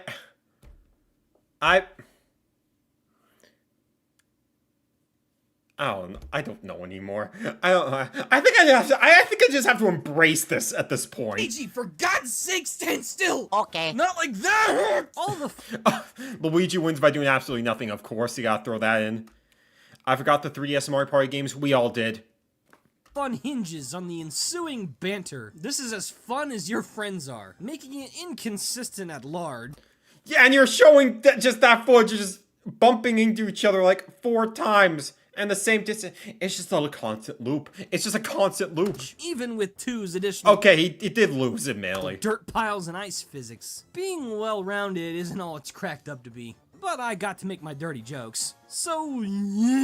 What was that? What was that? I ought to make my dirty jokes. So... I'm taking my headphones off. Screw this. Screw this. It was just so... that ending bit was so stupid. It wraps around to being amazing. Sonyan. Can we hear that again, please? Can we hear that one more time? I think I might need to make that a sound bit. Cracked up to be. But I got to make my dirty jokes. So... I need to make that a sound bit for the stream. I need to make that a sound bit so badly. Oh my gosh. Alright. Number 13. What we got for this one? And we still got Whack-A-Plant. No, we're washed. We're washed. Come on. It's been 8 years, man. You should know better by now. Come on. There's no way. This is not... I mean, in terms of Mario Party 1 single-player minigames, it's decent. But still a Mario Party 1 single-player minigame. I'm not exactly going to be going to this one's defense. Plant Gang, where you at? I Plant Gang. killed them. My god, such a classic. You know, the OG Mario Party was onto something. Other people suck. I'm a single independent wahoo who don't need no chumps. Shut up. Actually, shut up. But I still need something to kill, so lo and behold, the very best of the hideously underrated one-player minigames gives me plenty. Whack-A-Plant takes an old-timey staple of Playhouse arcades and tricks it out with quirky anti-logic. Send those moles on vacation. Better to jump on giant carnivorous crabgrass. Love that brain of yours. Better than the CPUs. Play better! Well, at least you get paid. Like, a lot. The payout's huge for what it's asking, and it's... Yes, you do get a lot of money. But you could argue it's overly imbalanced because of that, compared to a lot of the other single-player minigames. The Bonsai Billboard is the... Boards are... Oh, we're talking about, like, Island Tour? Yeah, that board. Most of the boards in Island Tour suck. So satisfying to jump on historically anti-jump enemies. jerks. That's the perfect payoff. Watching the cash pile up, with each whacked weed yelping at increasingly higher pitches, all ending with the glorious 100% jingle. 2 green thumbs. Way up! Sure. Remember, guys. This is how we talked about the minigame, back in the day. The objective is very simple. You jump. What do you jump on? You jump on piranha plants. Yes, that's right. Those bastards that have been killing you for countless years. You finally get to crush them. I think now he's elevated to, like, a higher level of IQ than I think any of us will ever achieve. Because, like, these segments are just so bizarre. He mentions the piranha plant's gone to Smash Brothers, like, at the beginning of this segment with, like, what, the plant gang thing? Yeah, right here. So it's like, it's wild to see how much this guy has changed. So when he says, like, oh, I don't think I changed that much just outside being more professional, I kind of find it hard to believe when it's just, like, the difference is just so drastic. Still a little bit quirky back in the day, but this is, like, taken to the max. Also, the next segment is spoiled for me at the bottom. Grab bag. Within every entourage of Plumber Party pals, there's some games that trigger utter bedlam. Good bedlam. The right spice your RNG gazpacho needs. Here, I'll show you. Grab bag. Interesting choice. I don't know if this is one that I would pick, but I'm not gonna get you for this one. My face just got a boner. Oh my god! Okay, shut. Actually, be quiet. Be quiet. Please. I'm on my hands and knees. What are we doing? What are we doing? I paused at the worst time. What are we doing? Oh my god. Oh, please. When we watch his newest video, I'm begging you. Please. Don't say out of pocket stuff like that. What are we doing? God, look at those fat, juicy money. You know. Then it becomes Donald Duck. What are we doing? Raph, please. Please. I'm on my hands and knees. Please. Oh my gosh. You are. I don't know what to say. I don't know what to say. It's just. It's either so bad they're good, or I genuinely need to check if this man is okay. About Uncle Sam, Yosh? He still leaves you some. My name's not Uncle Sam. Who thought this was alright? Most minigames, they put a cap on how much damage you can do. You can only lose so much. But the original grab bag turn... A lot of this stuff isn't really fun. It's very dirty jokes, you know, you have to have, like, a very clever sense of humor to be funny. But if it's literally just, oh, wow, Shax. It's just like, I don't know what to tell you. I mean, the Bumper Balls one at least had some sort of payoff to it, but, like, 18 plus fit for... Yeah, this is why Yeah, this is why, like, you know, I would never stream this on my main channel, which I keep very family friendly. The audience I have here, I feel like, is more so, like, a bit more understanding. So, of, like, you know, more adult-centric things. So, I tend to be a bit more lenient towards this regard, but I would never make it this blatant. You know, sorry to be that guy, but I'm curious if you have any thoughts on all the GTA 6 controversy. I'll probably make a video about it, honestly. But I'm definitely not happy about it. Everyone into a chain-grabbing pickpocket in God mode. Everyone plays with their life savings on their back, and the aims to steam somersail it to death. What Steam somersail it? Makes this so brutal is the lack of limits. You can jack a cash bag every few seconds in a game that lasts 60 seconds. I can't even remember what my record haul is, but I'm sure the average is 60 off one player. Really? that player has to be especially awful if you're gonna get that much money. Common 4-player Who are you playing with where you're getting that much money? minigame. Jeez, the greed is overwhelming. I guess I could see why he would put it on the list, though, just because of the stakes at play with all the money you could lose. I feel like I'm billing their body. Smiling, breathing, yawning, blinking, thinking, sneeze payment. It's all mine. Oh, stealing money. Uh-huh. You best hope the FBI don't got 60 seconds. Okay, that was a bit of a funny ending right there. I bought a tank. Are you out of your mind? Let me show you how the gun works.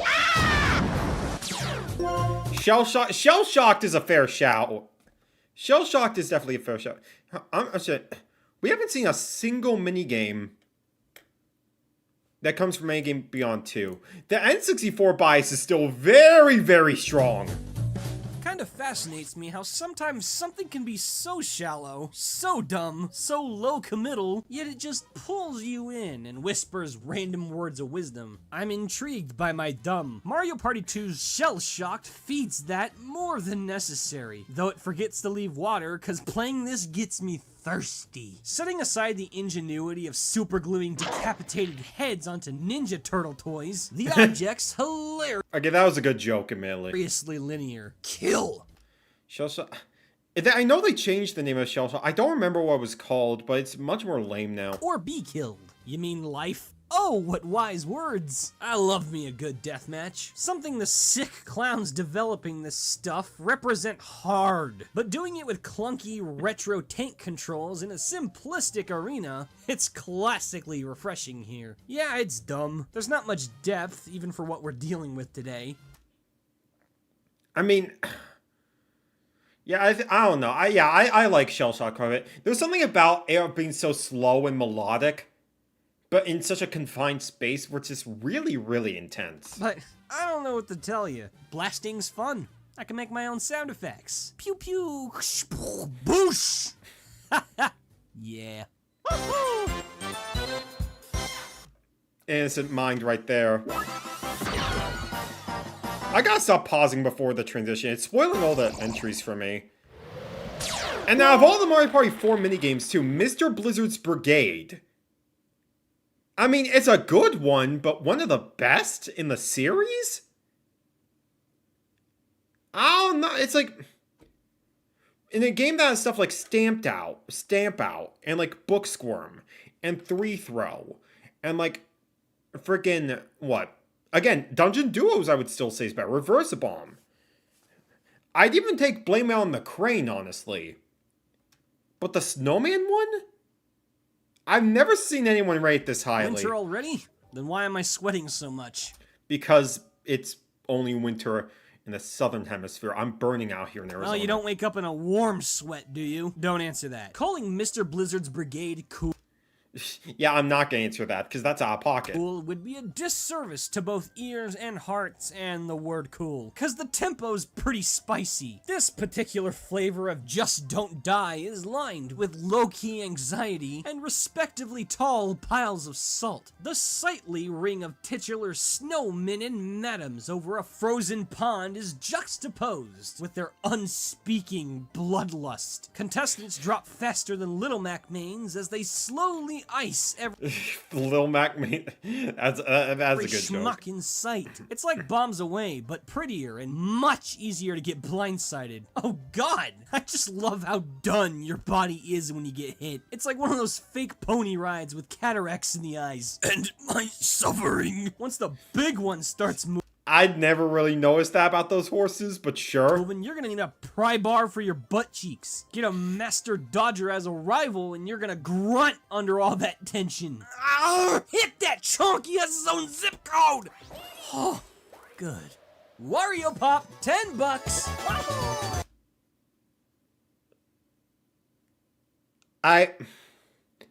This is all gonna be on the test later. I want to make clear, it's all gonna be on the test. Alright, what's number 9? Okay, Speed Talk. I'm pretty sure this was in the exact same place it was last time, right? Yeah, number 9. This is the only one I don't think has changed position at all. Fair enough.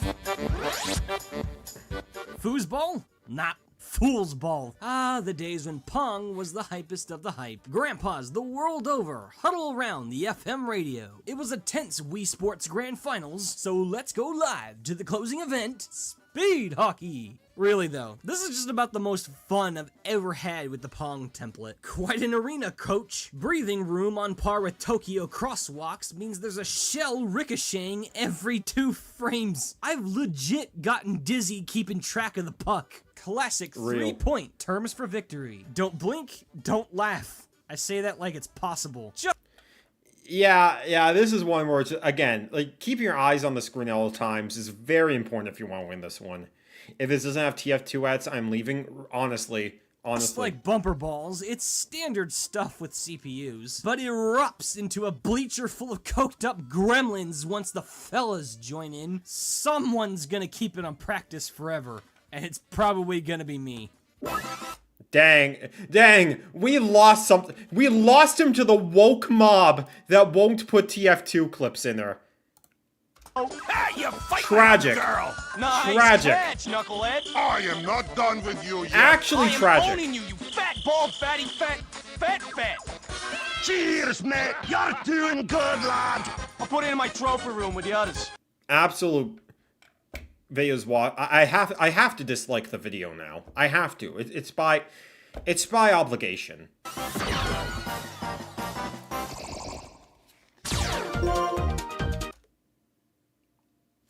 Interesting poll. Okay. Candy Shakedown from Super Mario Party. Admittedly, I don't have any much experience with Super Mario Party, so I don't remember playing this one. The stock phrase short and sweet could be used to describe most of the series' minigames. But when your concept, quality, and theme could all factor that into being the title, it's... I mean, I will say, like, this is one of those, from what I remember of this, it is kind of cool, because, like, with the singular Joy-Con, having to use it to, like, shake down, like, all the candy from the jar, it's a really unique way to, like, use motion controls, and I dig that. Throw that in my trick-or-treat bag. Candy Shakedown does what a lot of modern minigames try to do. Dress up a gimmick like a killer prom date, and thankfully it all ends with some sugar. Superimpose the sight of delicious, diet-killing candy over your Joy-Con. But egad, there's a jar around it! Patrick got the lid off. Go on, get your buddy some candy. Not only is it a delightful childhood sensibility... SpongeBob reference, I have to like the video now. It was childhood, therefore. To be committed to emptying a candy jar, the accuracy of the motion control is superb. Even ignoring the brain pain delivered by the stupid green pieces, emptying out Watch your audio balancing, dude. the jar is so satisfying. I barely realize how sad this is. Why did I buy this controller? Why did I buy this game? I could have gotten so much candy. Real. Honestly, like, why did anyone of us buy this game? I was coping when I got this. Also, I'm seeing what was at the... Not too surprising since it was in a thumbnail, but an interesting choice nonetheless. Bowser's Big Blast, yeah. I mean, if we were gonna put any luck-based minigame on here, I would say it's this one. Just because it's just... The intensity of this one is so freaking insane. With the suspense of hoping you're not the one that blows up. Now, you've heard of tents. Y'all think you know what I was tents. But you pitch up and sleep in this kind, bears are gonna be demanding restraining orders. Bowser's Big Blast. Good Lord, the Lord did good here. Model a giant glass bomb after the Mr. March of Turtles, hook it to a colorblind fuse, and then color coat the detonators. The old family recipe for the anus clenchiest minigame in all. Oh my gosh! Okay, one more of these out-of-pocket jokes, and I gotta get myself a drink. Oh my... What are we doing here? Maybe it makes a bit more sense considering, you know, the tensity of this, but, like, what are we doing here? Why you only get to play one Joy-Con with Super Mario Party? That was actually something I actually didn't mind about that game. Just because there's a unique challenge playing, like, the mini games with just the one controller. Mario Party. A simple story with multiple endings of mixed quality. Line up, pick a color, and pray. That's it. This is taking blood-boiling RNG and minimalist design and weaponizing it for line war. some to God, Oh, I shed a tear, funny pray thing, for a loss. Battle minigame. So a lot of cash is on the line if you get this in party mode. I can't think of a more evil trigger for life-bending anxiety than literally chaining you and your bank account's fate to a bomb that may or may not explode at your choice. Which, yeah, I think that obviously over-exaggerating for the bit, but I actually agree with this 100%. The tendency of this in the battle minigame environment is so freaking wild. And I think it's a shame that I think in Mario Party Superstars, they just made a regular minigame, so it's like, the intensity isn't quite as high as it was before. Honestly, when I look back at the Switch Mario Party games, the more I don't like them as much. I'd rather just play the N64 and GameCube ones. Just because I feel like there were much more stakes involved, they were paced better, more consistent with their minigames, honestly. Yeah. Even Jigsaw's saying bruh. Oh no! Fish! Yeah! Bowser's Big Blast is gambling, of course. But that's what I'm saying! And Shock Dropper Roll is still here. Even higher than it was before, isn't it? What was it? This was like... Where was this initially? It was like number 10, so it got higher this time. Honestly, fair shout. Everybody's got one minigame that tickles your inner whipcracker. You know, the kind that gives away that you unironically like this demon series? Yeah, that... I do unironically like it, and you can't stop me. I'm on a mission to heaven, okay? And that involves destroying my enemies in Shock Dropper Roll. is Shock Drop and Roll. Fun fact, my dad's still dead as crap. For me, at least. Give me that taser whip, boy. Oh my, who turned the tables? My hand smells suspiciously like tables, so... guilty! A classic Mario Party scenario with brutally comical theming. Guy on platform, the rest on a crank-operated cylinder suspended over giant box jellyfish tentacles. The safe word is chance time. Oh, I love this. Being the one on the platform is beyond therapeutic, and is one of the tastiest helpings of revenge in this series. Never let this guy own a bomb factory. He will use that to great effect. Sucks to be the 3, but hey, that stolen star of mine filling your pocket will tip you just close enough into the zappy Sarlacc pit with you! Just go. Go watch the next entry. I'm fine. Don't worry about it. Zap! He's lost his mind. He's lost his chortles, I could say. Oh my gosh, I was kidding about foul play! I was actually kidding about foul play when we were watching the old list! Oh my gosh, he's actually putting it this high! You know what? Real. You know what? Real. This minigame is really freaking funny. Just try and chase this... All these minigames with wild adventures in the Mario universe, and this one you're just chasing a live chicken. You know what? I rate it. I actually rate it. Can I give the video double like now? Thank you. You know, sometimes you just can't think of a joke. But then other days you have way too many, and basic thought becomes a six-figure luxury. I have so many choice words for Mario Party 3's foul play. I introduce you to KFC's self-checkout. Caveman up and wrangle down KFC's... feathery... He really has gone evil. He really has done this. He's just actually become Fawful at this point. He would actually cook that live chicken. Can we hear that again? Any choice words from Mario... The title is literally called... The timestamp is literally called KFC. Oh my gosh. Oh my god. This actually is brilliant.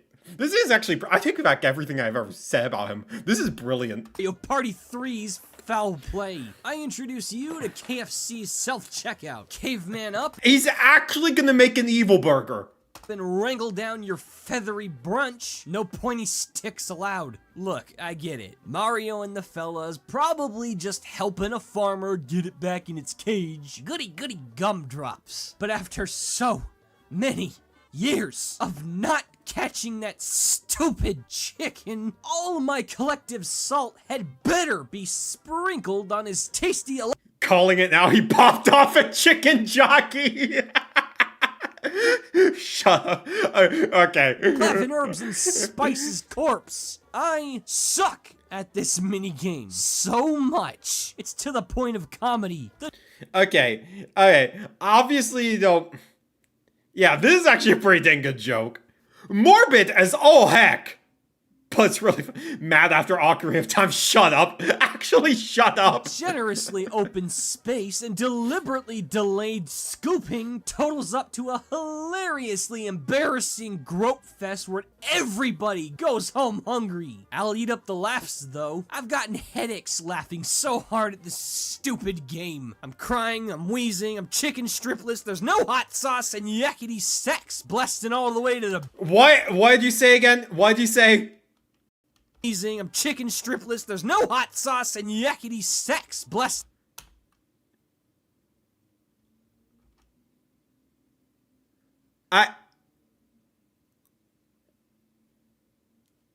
We were doing so good.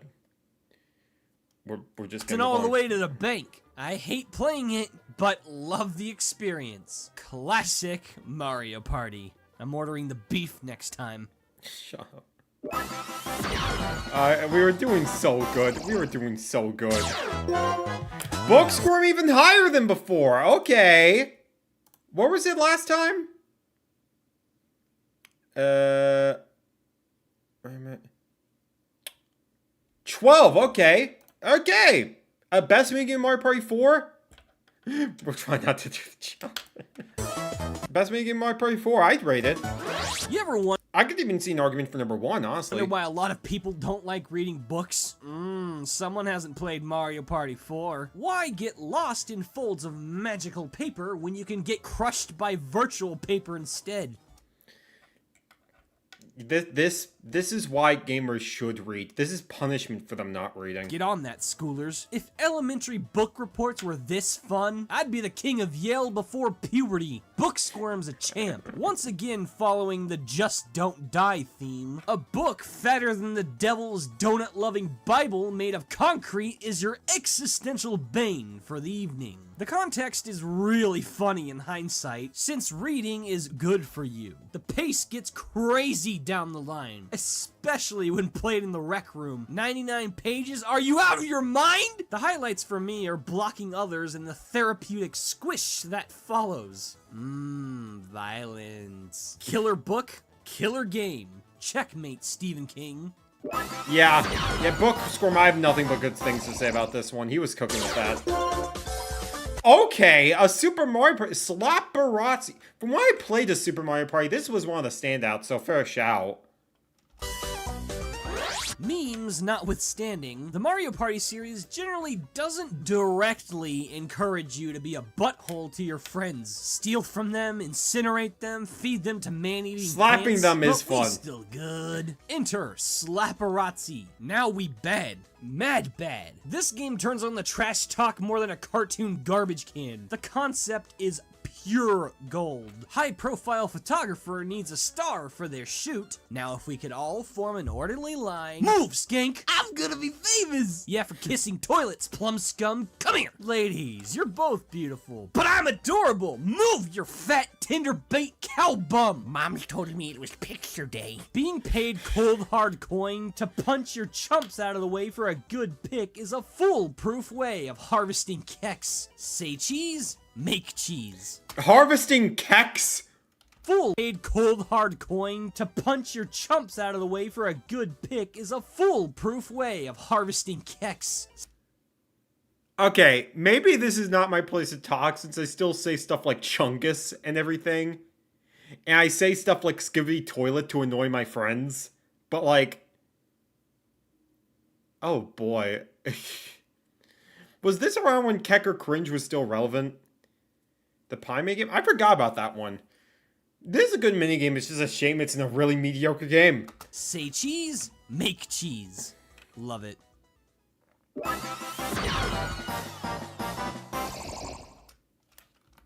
Hold on. Pulled hard. Pecs? Can we hear that again? Interbait cowboys. You're both beautiful. Davis. Yeah, for kissing toys. Move your pulled hard coin to punch your chumps out of the way for a good pick is a foolproof way of harvesting keks. Kex. I'm pretty sure it's referencing Kex or cringe. Seems Ohio Sigma. Alright. Alright, we got 2 more and then we can move on. Oh, look at the penguin. It's so cute. Hey! He brought back the joke, and it was a good joke too. And this was number 8 initially. I rated honestly.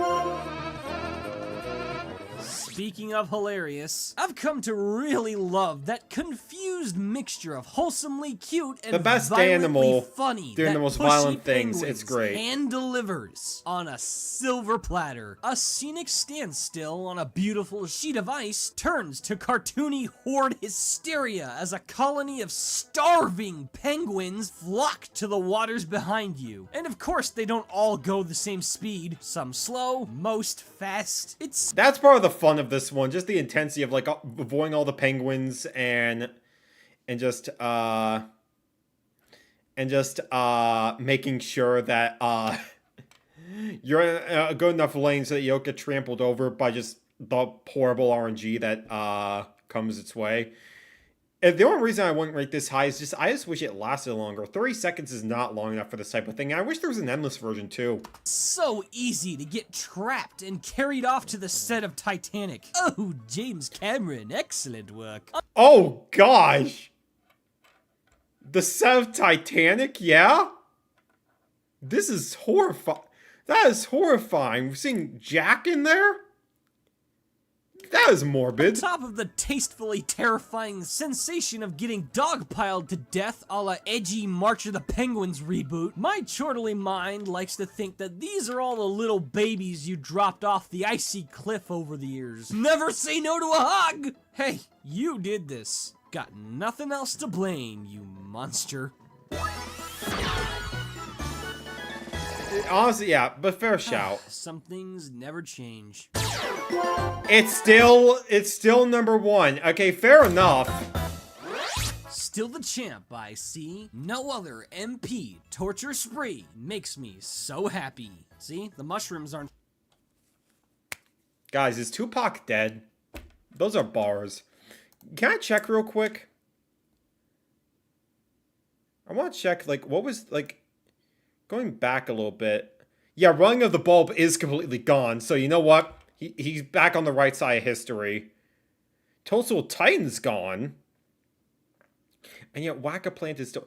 Oh my... I just realized Shy Guy Says is gone. Actually, no, I take it back. This list is washed. I have to dislike the video again. The only things mixing it up. I'd imagine most who watched me expects a great big deal out of any #1 spot. I try. But here's a spot where I just want to chill. Mushroom Mix-Up and its sequel, Reskin, is my easiest smile in all of Mario Party. As I've shown, a lot of the minigames stick you in a minefield and just scream, "Don't die," in all shades and execution. This is by far my favorite. This simple prospect is turned vivid by having to fight for personal space atop vivid ocean mushrooms and surrounded by impending hentai. Yeah, love this. Okay. I'm getting a drink.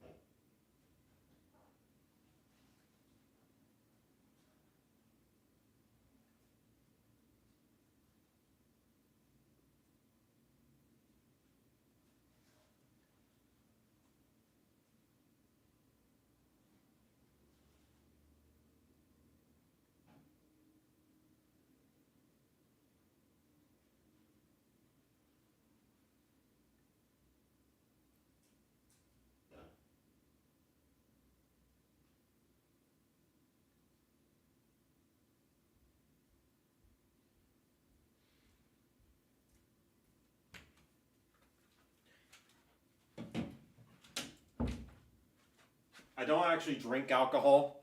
That's just not in my spirits. So, I got this Zevia ginger ale instead.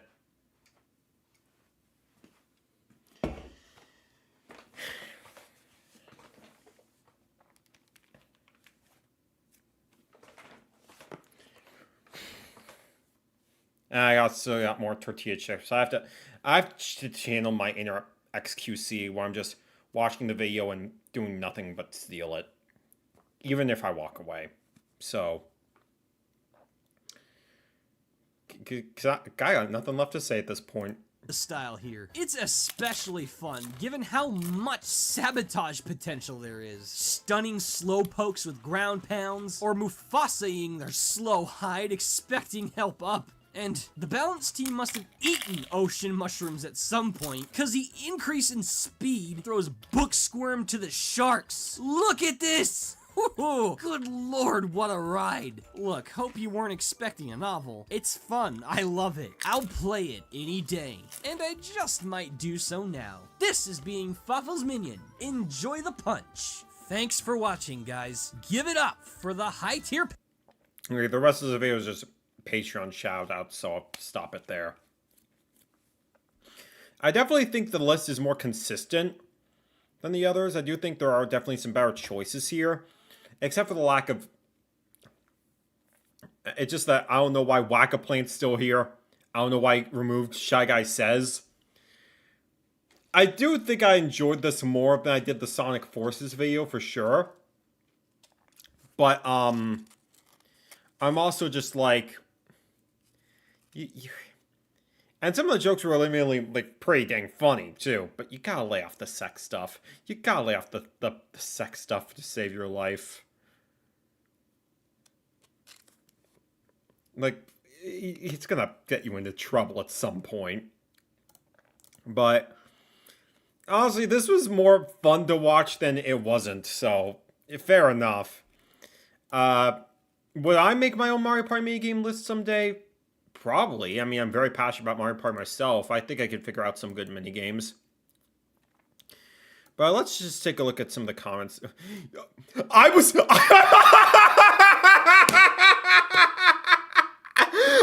joking! I was joking about is Shakespeare really dead? I was joking!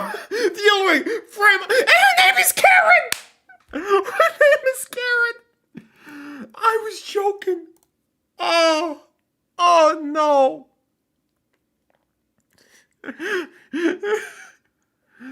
Oh, I think that's all I need to see. I think that's all I need to see. Oh, man. Okay. Well, there we go.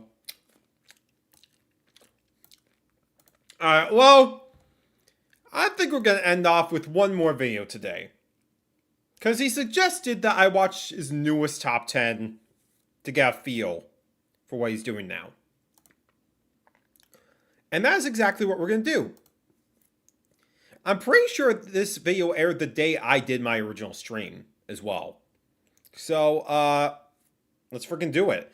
Top 10 greatest optional challenges in video games. Now, granted, I want to make clear, there are absolutely going to be points where,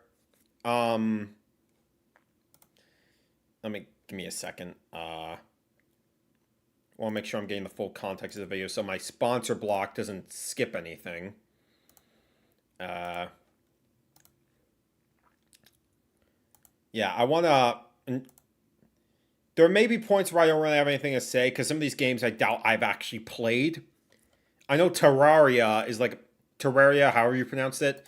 I know it's a big focus on the thumbnail. I haven't played that game, so... We'll see. So, Logan, will my mind successfully be changed? We might have some blind spots, yeah.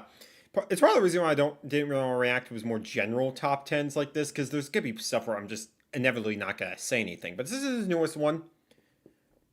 We'll give it a shot. Without further ado, Logan, can you win me, the most important person in the world, back? Let's find out. Channel powered by Patreon and YouTube memberships. Pledge or join today if you want to keep it strong.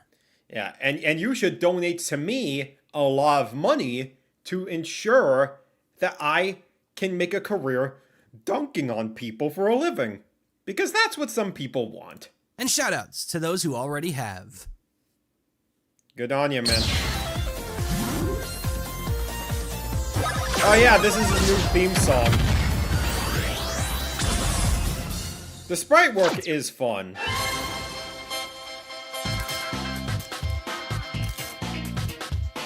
Fickle balance, this consumerism thing. Feed a starving beast a num-num, it now your chum-chum. Show a sweating nerd some fun-fun, no work gets done.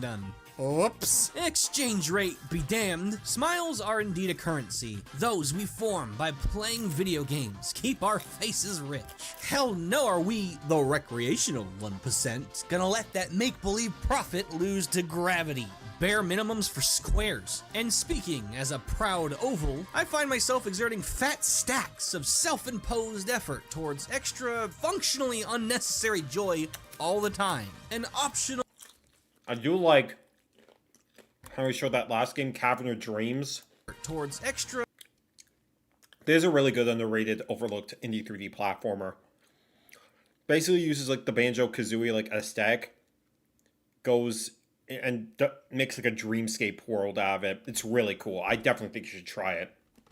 Issued for me to literally get more out of the experience than I ever needed. Dedicated videos, hell, channels doing this type of stuff are everywhere. But a countdown honoring such an ancillary art wasn't. Well, gee, what am I to do? Now, I'm largely after more specific bonus activities than just do literally everything or get every achievement. A more specialized set of stipulations like a 100% to achieve thing. something much smaller, much stranger, yet much more interesting. My only rule is no modded content. Not out of hate, it's just jumping rope with mental strings is much more fun than with technical strings. And console friends get to play along too. Totally fair. Let's roll!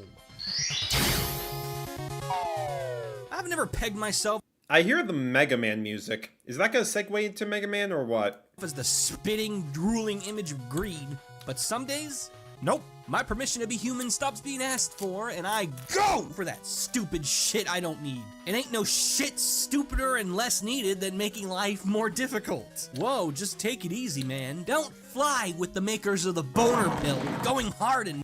He's still on it. He's still on it. He is still on it. Oh my gosh, dude. Oh boy, okay. What is this even leading up to? Because I could not fathom a guess at what you're even talking about right now. Not begging your pard is damn near gamer reflex. Thanks, FromSoft. Playing a game on the highest difficulty is a new age type of Rorschach test. Really now? Okay. Okay, I guess we're not talking about specific video games as much as just general stuff you can do in a lot. I'm sure there's going to be specific challenges in here too. Sure. It's just for me, I think there's just so many video games out there these days where I'm just sort of like, do I really want to spend a lot of my time just getting my butt handed to me by all these like really high difficulty stuff to play like very, very specifically in a specific way where I don't have as much freedom to go around and like learn everything? Maybe if I really, really loved a game so much that I would want to like study it and like get better at it. Case Shusor was the bomb for sure. But like, I don't know, for me, whenever I play a new video game, I tend to play the medium difficulty just because like I don't want to get stomped on for even making one simple mistake, but I also don't want to walk in the park either. But it tends to like depend on the game. I just started playing Devil May Cry 5 on my Switch 2, and it's one of those games where I'm playing on the human difficulty, which I think is the easiest one, just because I'm not used to hack and slash games like that, and I hear DMC is a pretty difficult series. But like, I don't know, maybe I'm just at a point where I just don't have the patience. There's just too many good games to play, and I don't want to spend all my time just getting super frustrated stuff of my own accord. It was hard at first with Kingdom Hearts. I feel like I could try to do that since I have a long history of playing that as a kid, but like for most other games, at least if I'm playing them for the first time, unless I really, really love a game to the point where I want to play it again, then maybe, but in general, I'm just like, I'd rather just stick to the average standard stuff. Where we all see the same picture, that of a fat, hairy, pimply, disembodied hand flashing us the middle finger, with the results all based on how we react. Most folks that I know, at least, clearly never left from Monkey, and like a chimp on factory settings, rips that flipped bird's head clean off with their Jesus-less eep-eep aura. Mayday, mayday, ego under attack. Me? I just handed a Rovio business card. Bitch-ass birds gotta stick together. It's funny, cause you'd think such voluntary torture, dripping thyself out with a prime rib tuxedo and... Pause? What do you want me to pause at? There was nothing there that, really stunned me. Aside, like, obviously the very violent nature, but otherwise seemed normal enough. Steak sauce cologne to Dr. Livesey Funk walk up and try to wrangle Smog the Dragon would, hurt. Yes, sir, it do. Cause hard modes mostly are just throwing the damage number economy to the red elephants. Indeed, the actual worst when insta-locked all the time like a dumbass. But when savored solely for games you've fully committed to mastery. We cooking with jalapenos. The likes of Luigi's Mansion's... I could never do Castlevania on, like, the hardest difficulty. I've tried to play Castlevania before. It is ridiculous. I did pick up Castlevania Requiem on my PS4 recently, because I don't want to try Symphony of the Night and Rondo of Blood, but... playing that on the hardest difficulty, willingly choosing to do so, you're insane. You're actually insane.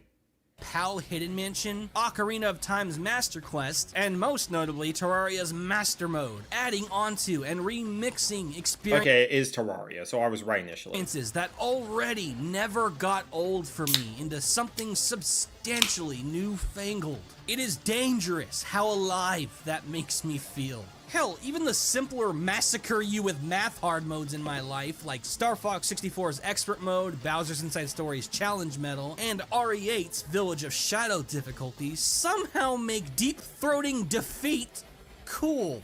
I don't know, man. A hobby you've honed. I've got nothing at this point. I've got nothing. You already know what I'm gonna say. I've got nothing. So devotedly, now suddenly calling for more of your energy? It's special, like relighting the first spark. Those rosy times of yore where you played at your worst while learning, fleeting. Sonic Heroes mentioned. I'm so sorry, Pendules. That game is garbage. Mint joy, otherwise locked behind desperate daydreams. A romantic poem about getting my ass kicked. How's that for bottom text? Shut up. It's gotten to a sad state of thonk when I start scantily posing the question of why do we challenge ourselves in front of married cameras. But, you know, it's fine to be sad, so why not? Overwhelmingly, it's an exercise in betterment. And even when it is all fun and games, ain't no escaping our battle for self-worth. Games were designed Boss to rushes? be won, and I want to win. No grander is this classic image of victory drawn than through the Iron Man.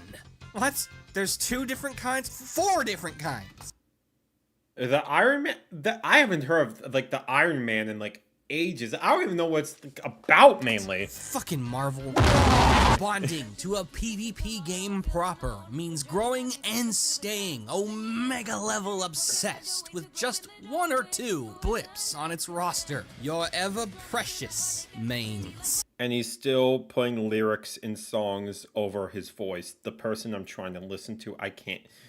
Oh boy, in 2026, I think you should know better by now. The infinite use comfort food.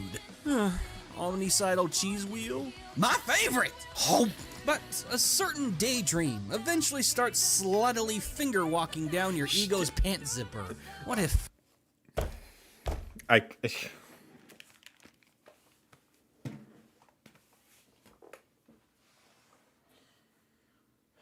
Dear God Almighty, hallowed be thy name. Please forgive me of my sins. What we are watching here today is not a reflection of my morals. I stand by you every day of the week. I ensure that I always walk in your light and your glory, and to never stoop down to such a level. May we continue to be blessed in this unholy land, and may we worship you until the end. Amen.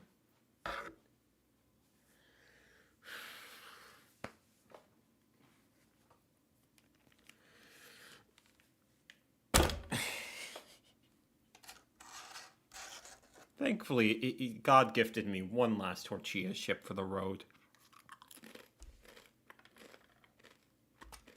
I could do it all. Learning every character, winning with every character. The fight, finally over. God help your shower's job security, and God help your sanity, cause this is by far the hardest challenge on the list, should you choose the wrong game. See, we ain't talking internship here. Not one speck of mandated mercy. Win as everyone in a row, in one go. Talking about no tissue, man. This Iron Man.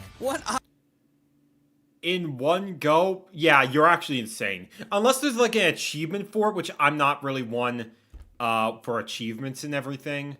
If you don't actually get anything for it. But like, you're actually insane if you go for something like that. Oh my gosh. I love about this little side quest is the duality it rips out of us. You could go at it soft and stick to games with reasonable roster sizes like TF2 or Street Fighter 2. Enjoy a quirky zero-stakes spice of life bubble bath, or digivolve into an unemployed monsoon of human perspiration. I mean, if you're playing League of Legends, you're already unemployed, so... Attempting to conquer the big boys. Iron Man's turn the character select screens for Marvel rivals, and especially Smash Ultimate, into Normandy Beach brochures. I mean, I've never even gotten a single character into Elite Smash in all One fairness. bullet, and it's fucking over, son.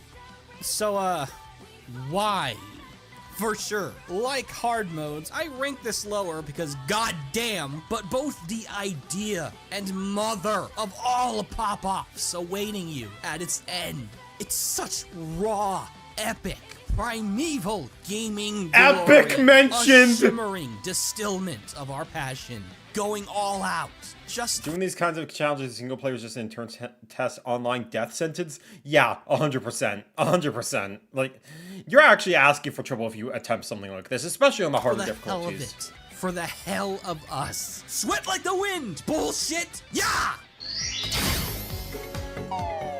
Personally, I never actually found it weird that the out-of-touch anal acne make examples of the new genre of free thinking that video games taught its disciples. What's actually weird is that they never tried to get in touch. Like, yeah, nerds like jumping into deadly depressions in the dirt to bloodily buddy fuck ye beasts of badness. Why? It's fun. Braving dungeons is king in escapism, and I had to share which one, or ones, I'm quickest to Kratos jump into.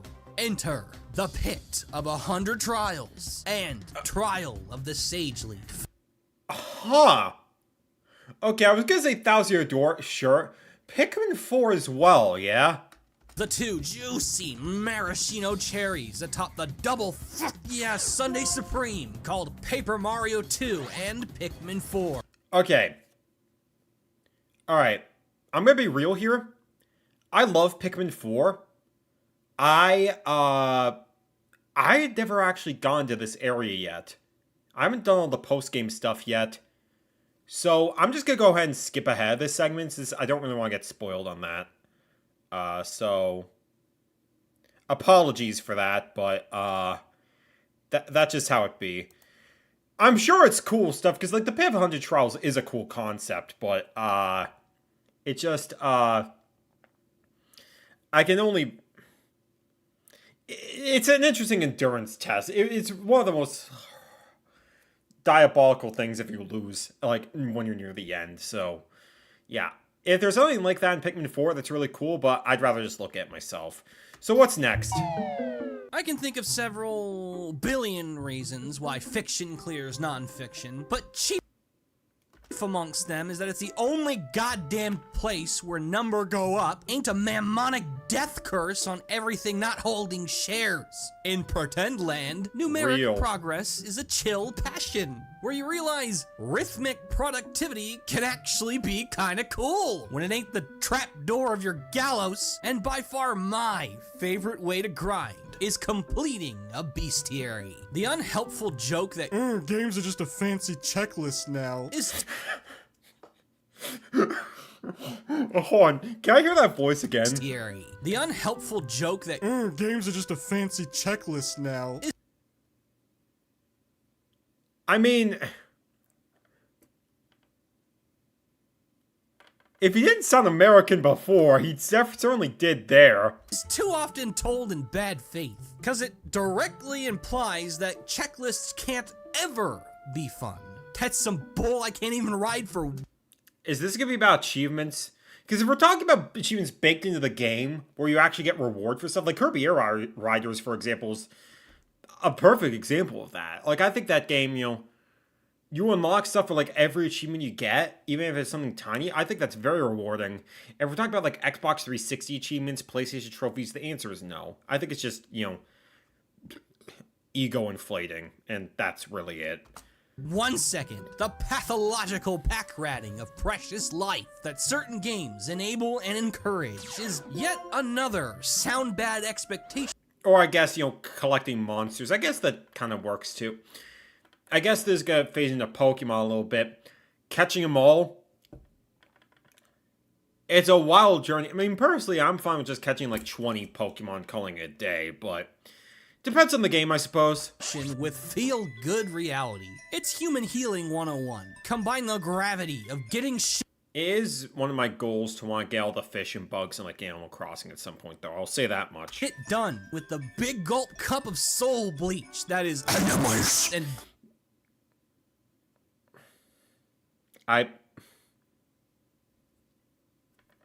It's 2026. Lay off the base boost a little bit. Even Ash could. That's what I'm saying. Gotta catch 'em all was in the main theme of the series.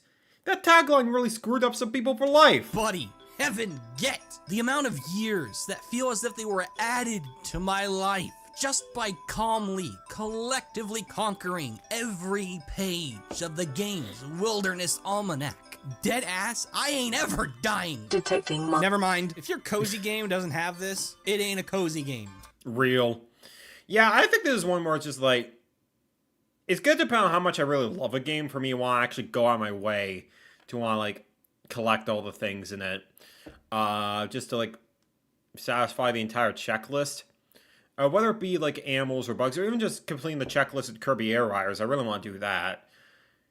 It really just like, how passionate are you about a game? Is the gameplay loop fun enough that you want to keep on going about it? I think that's the big thing. Of course, so many of the greatest do, and by God, that's the reason they're so great. If I couldn't yell, I got defeat, and get it in writing in Animal Crossing, Logie no play. The Critterpedia Real. and other recreational bestiaries make grilled, Lego games are a good example, marinated too. mincemeat of my free time with no serious resistance from nature. The challenge comes entirely from your skills of observation and patience, making its I hear that's one of the good things about Yoshi and the Mysterious Book. Just collecting all the creatures and everything. It's interesting enough, I guess. completion feel like Yeah, I think doing this is a well fair in shout school for a placement. for fun. Whereas combat bestiaries like those in Paper Mario and Bug Fables document your entire journey as a warrior, page by page as you fight. A literal scrapbook for your memories to shine. And Pokemon's just straight god at this, genuinely harmonizing both of these recreation and combat angles to turn the playful procurement of fantastical fauna into the biggest thing in the world more than once. And that is just, that's how they get you. With all the cute little creatures, all the training and stuff, you have to be so dedicated if you want to get all the Pokemon without modding. It is insane. I'll never play Yoshi. I'm not opposed, but I'm not paying $70 for that. Gotta catch 'em all. So memorably motivational. it's motivation. It's like crack in a way. It's like an alcohol addiction, or ginger ale addiction in my case, obviously. But like, that tagline is enough to like screw some people over. Those that buy both versions of the game just get like every single character. I think they genuinely need therapy. I really do. And really, that's why I love Bestiary so much. Head to Pat's. In games where it's just like you don't need to worry about other stuff in order to like get all the Pokemon like modding or anything, other versions, everything online. If you could just get them all by yourself, then I think it's cool. From the zoologist, be's a nice perk. But getting to catalog your hard-worked happiness like this. Lord had mercy, and I built a museum for it. Yeah. I mean, yeah. Animal Crossing is the best example of that, easily. Like, just getting all the fish, the bugs, the fossils. The fossils are really easy, but, like, fish and bugs, paintings, it's really freaking satisfying. I want to do that with New Horizons eventually. I've become a huge proponent of less is more ever since I learned how to say, "I'm tired, boss," in 1 different languages. Think about it, Les. You'll care more. Any flicker of gaslight able to turn Sweet like Zach and Cody clip? I rate it. the big deals I don't want to buy small is getting huffed nozzle first. Cause, motherfucker, your comfort zone catching a stray ain't a baby glued to a tether ball. Lock inconveniences and torture in different cells. What dumbass warms up for some Banjo-Tooie dick sucking with more ain't always better? A dumbass with a cause. I am also partial to whorish hyperbole when complaining about the same tiring take that non-believers always rail this wonderful game Take with. me away But from let's this join dangerous in and place. pretend the minor annoyance is actually a huge It literally just feels like at this point, top 10 videos if they were written by VizzyPop. That's how it feels at this point. deal, shall we? Think Banjo-Tooie has a lot I also haven't played Banjo-Tooie. I don't think I'm gonna have anything to say about of this. backtracking? Think that alone makes it inferior to the original? Wrongo, smoke bongo. Every Matt's version of the builders. Real. single repeated step you take across the Yeah, spoiler alert, the guy who tends to keep his language family friendly is not a fan of sex jokes. Who would have thought? a bigger, badder, and better half of I mean, he used it in more of a term where it's like blazing, so it's like whatever. Magical Bitch Island is completely by choice. Presenting the No Going Back run. Playing the role of shittiest tourist ever, our aim is to clean every geographical highlight of as much shiny, plot progressing valuables as possible on the first visit, and never coming back. Except the hub world, obviously. So, kind of like how in a lot of like games where you can't go back, or like RPGs in particular, where you can't go back to a certain area after you finish them. I guess that could be kind of interesting, but for a game like Banjo-Tooie, maybe with like the power-ups, I guess, but like I don't know like how much of an interesting challenge that is. Like, unless they're like, you can't leave an area without getting a specific power-up, but that power-up is essential to getting through another area, then maybe, but I don't know how this would be like a huge deal. Believe it or not, 64 of the 70 Guys laugh. Hold on. Actually, hold on. Give me a second. Now, sorry, Mr. Minion. I need to... I'm sorry, I didn't laugh hard enough. Where was it?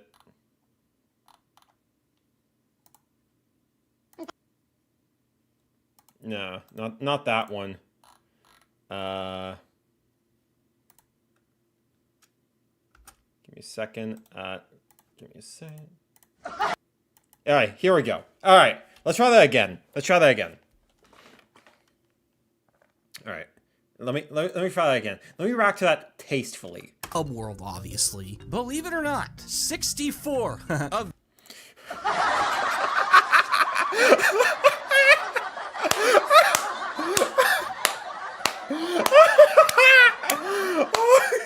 Oh man. Alright, there we go. There we go. I reacted to that correctly. My mistake.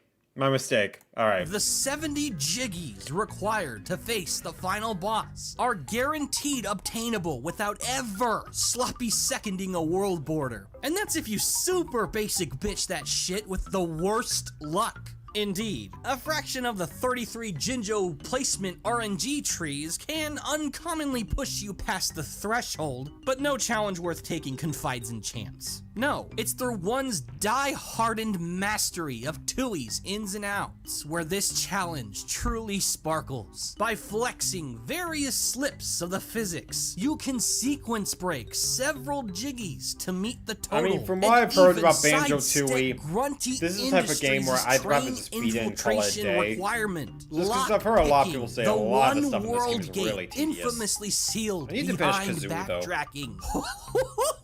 Now that's breaking and entering. My earlier sarcastic rage bait aside, this low-key simple challenge is like my secret best friend handshake to Tui. It's the most flattering thing you could ever do to a game you love, wrangling it so cleanly and confidently that you jailbreak its very constraints. And by so doing, At that point, you might as well just do a proving to speed all run. just how well designed and cool it really is. Maybe speed the closest running I'll will ever be get to included doing here? a video essay.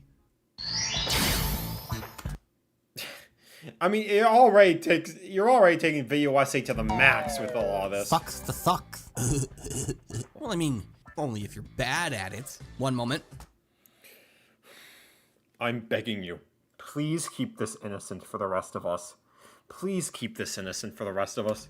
Okay, yes, I am on the right website. Don't trust the bendy straws. There's bad suck and good suck. Okay, yeah, okay, no, okay, we're skipping this segment. We're skipping this segment. I'm not dealing with whatever it is you're gonna talk about, dude. What are we doing here?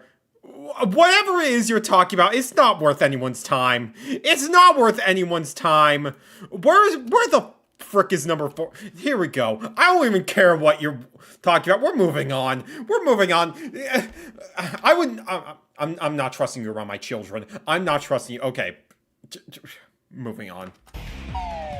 The best part about picking a poison, even better than drinking it, is the fucking foraged doctor's note you now have to write, explaining how it's actually medicine. And we games players, societal bottlenecks extraordinaires, yum that yuck with the unassailable scientific fact that we're the leading vanquishers of evil. Don't go slipping me no spooky job application. I answer to hostile bosses every day by putting them dead in the ground. A hero to working class heroes.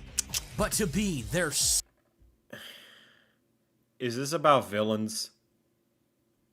Okay, I'm speeding this up a little bit. Time to kill me some super bosses. The flash twist that the ultimate enemy Okay, super bosses.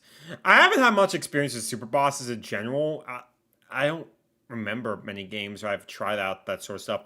We're obviously talking a lot of post-game stuff here. There is definitely a sort of satisfaction in trying to, like, really master a game beyond just its original story. To really,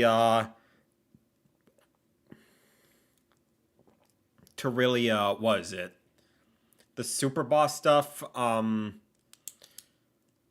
take down a ridiculously much more difficult boss than anything you were served in the main game.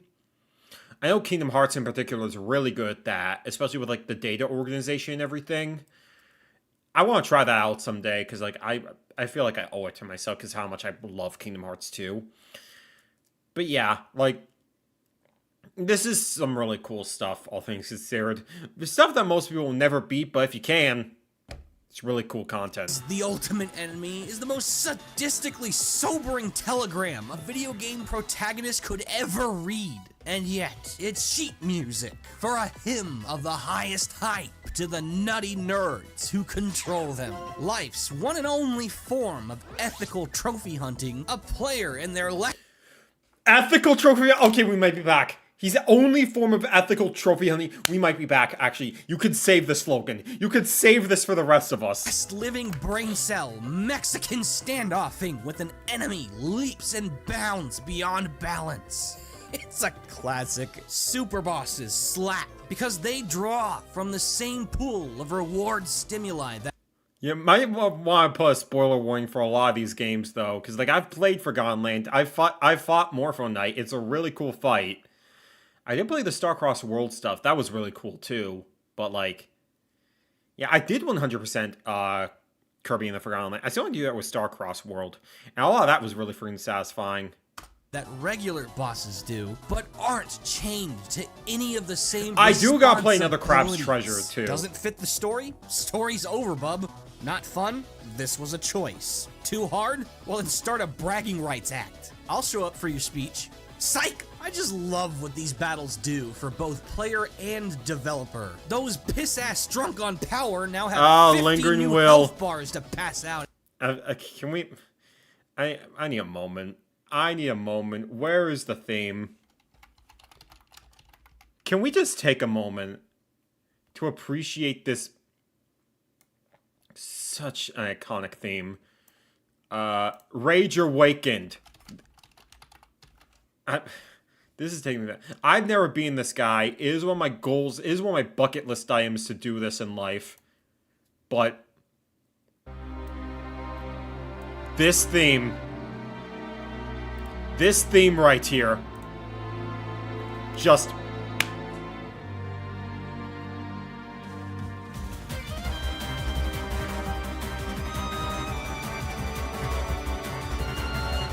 especially on the HD version.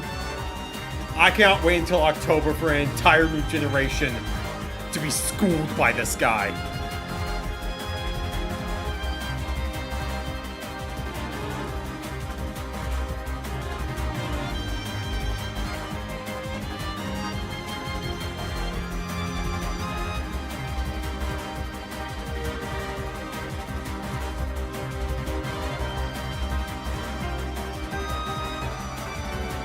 It's so good.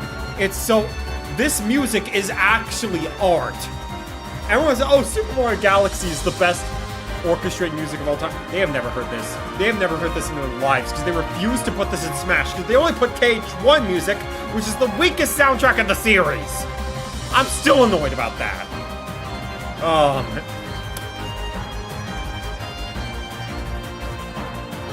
man. Mozart is crying. Mozart is crying. Alright, let's get back to the rest of this video now.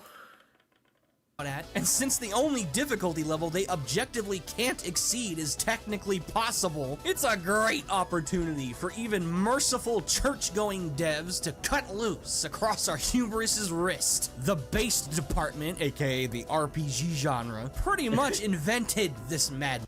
Okay, this is how you know he's not a Nintendo fan, because he plays RPGs. Be they second-coated in cosmically irradiated paint, And more than just Mario, too. hidden in shadows behind the final page, or just chilling in a goddamn beach villa, the hardest parts of what are encouraged to be some of the easiest games never fade from memory. The Frontier Brains from Pokemon, Prince Mush and Wacka from Thousand Year Door DX, Sephiroth from Kingdom Hearts 2. Sephiroth, yeah. Someone did mention the that pain in the from a chat. pedestal. Hell, this is great in any genre. That's not to say all of them are automatically great. Fuck you, Yeezmat. Thank you! Hey, Josh. What's up, Gavin? Oh, Josh Scorch your jump scare? Hello? Logan? Hey, Okay, for a second I was like, okay, did I get the guy's name wrong the entire time? I would have felt bad. obviously my blood pressure, right? About time you cameoed on my channel. What took so long? 50 million HP. Ah, good times. We're old. He took our youth, man. Don't know why that segment lasted that long, but sure. Maybe we'll check out Josh Scorcher at some point. That could be fun. Whoever said rules can't rule? Being limited against your will makes you want to run. But say it was your will. Genuinely, nothing rouses gainful strategy more than literally being forced to think around a problem you never had before. And for Pokemon, difficulty's such a non-problem, it is a problem. To We're talking about Nuzlocke, right? fix that, we must lock in. Nuzlocke in. First we mine, then we craft. Let's Minecraft. Something so goddamn easy to love as this series tends to see conflict only in ways. It's not easy to love this series. ZA is washed. The buildings, the trees, the buildings, the trees. He's manufactured beyond belief. Don't make me tap the sign, but for all good intent. Oh, yeah, screw you, okay? Okay. The trees were like, they're Ocarina of Time. The whole game sucks because of that. They looked worse than Ocarina of Time, therefore the whole game sucks. Can we get love as this series tends to see conflict only in ways manufactured beyond belief. Don't make me tap the sign, but it literally, I mean, the trees. Screw you, actually. Screw you. for all good intents and purposes, we should all bend over backwards for its most legendary challenge, at least once. The rules are simple, yet intense. Okay, I mean, I've never tried a Nuzlocke before, actually. I feel like it's something I do want to try at some point. Maybe that could be a fun stream thing. Cause like, freaking, cause with Nuzlocks, you know, there isn't, because with how simple Pokemon is at the core, I think it does help to give like a genuine attachment to your team, where it's just like, especially when you have to nickname them, if they faint, it's over. You have to get rid of them. So I think there is a genuine tension with that type of thing. There's when it comes to Nuzlocke, and only being able to catch the first Pokemon you find in each route as well, I think also adds to that tension quite a bit. So I definitely want to try this at some point. Maybe I'll make a stream thing. 1. You drop, you stop. Fainted Pokemon are functionally dead, and you gotta either banish their soul to iCloud or dump their body off at Darwinian daycare. 2. Only one catch per route, town or dungeon, and it has to be the first encounter. You see a Mon, you yoink it. On that Seamon diet. That's enough talking for the day. Fuck you.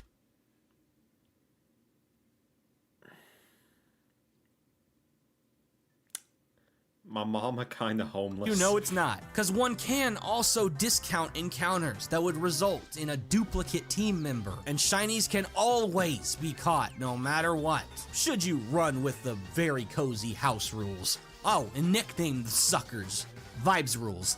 Oh boy, the simple threat of permadeath on its own. Straight Cronenberg's Pokemon's iconically all-accommodating difficulty into a razor-cut gem of strategic tension. These once plentiful creatures of infinitely renewable domination are now ultra-precious bullets for a gun with limited reloads. You can't autopilot. You cannot just woodpecker the A button. You must be smart and careful, and with your team comp dependent Luckily, my name is Matthew Smart, so I can beat this easily.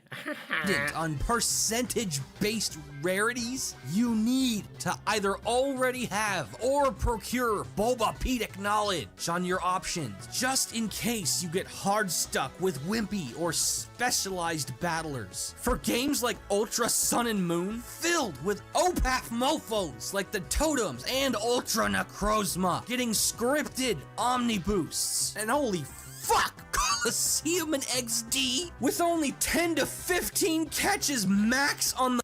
Why would you do that for the Shadow Pokemon games? You're actually insane if you even attempt that. A classic rule set against an apocalypse of satanic level curves and action replay tier cheater moves?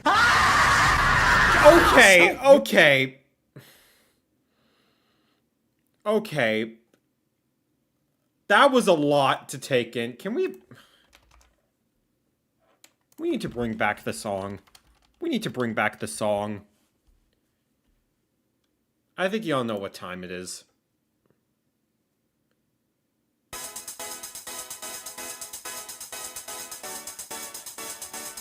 I need to calm my nerves for a minute.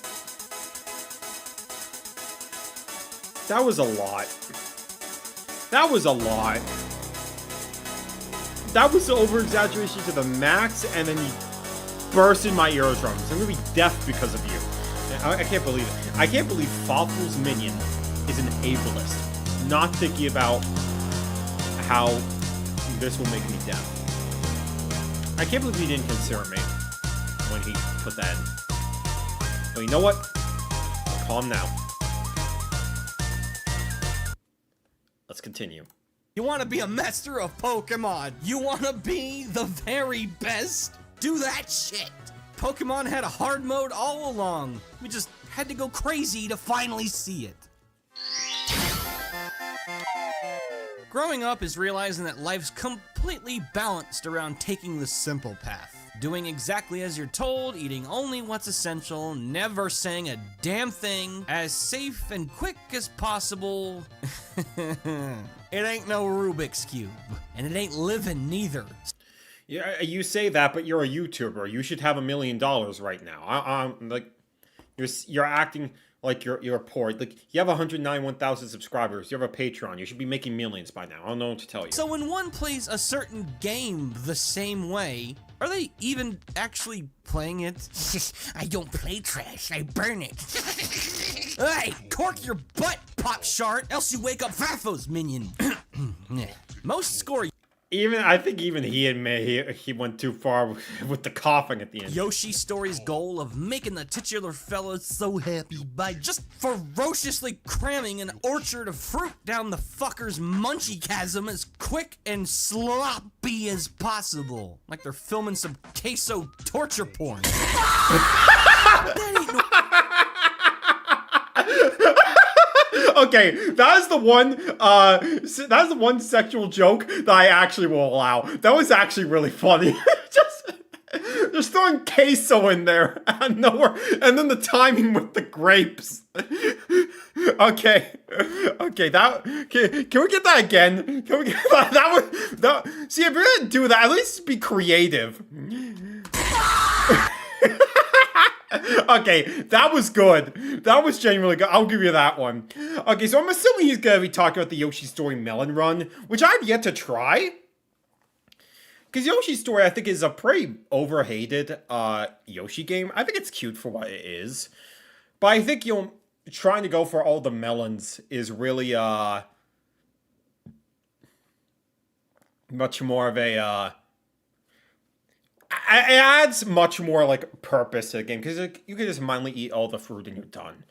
But, like, going for the melons in particular, then yeah, there was a bit of an interesting challenge there. Going around and exploring the entire area, trying to find every nook and cranny, avoiding all the regular fruit.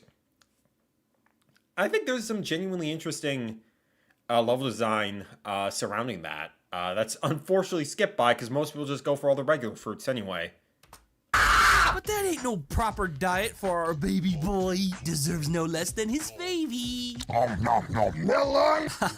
What a story, Yosh. Only true you're lovers of pushing it. Technicolor reptiles dare take on Oops All Melon. There it the is. most transformative task on this entire list. Redefining Picky Eater and exclusively copying every single cantaloupe in the course. There are 30 in each. You need 30 to win. Fetch, bitch. Now, we all know, without adhering to this food racism, doing so is review-bombingly easy. The rest of the fruit are everywhere in plain sight. But the vitamins A and C in them goddamn honeydews is gonna make you scream "Ugh" with how stupidly well-placed they actually are. Some are easy eats, but most are hidden in position and action-sensitive spots. Invisible ground pound patches that you have to sniff for, obscured within blocks, enemy. Yeah, I feel like there's something I want to try at some point. I probably hate myself, but it definitely gives more purpose to this game, I'd feel. Boss trials through You just gotta stick to what you want to fight. Fair dues. secret pipes, prizes awarded from minigames, a holy flaming hell of a lot more effort, thought, and restraint needed compared to the conventional completion path. Remember, you have to find all of them without ever accidentally eating a different fruit. And son of a fuck, the minigame melons require you completely ace it.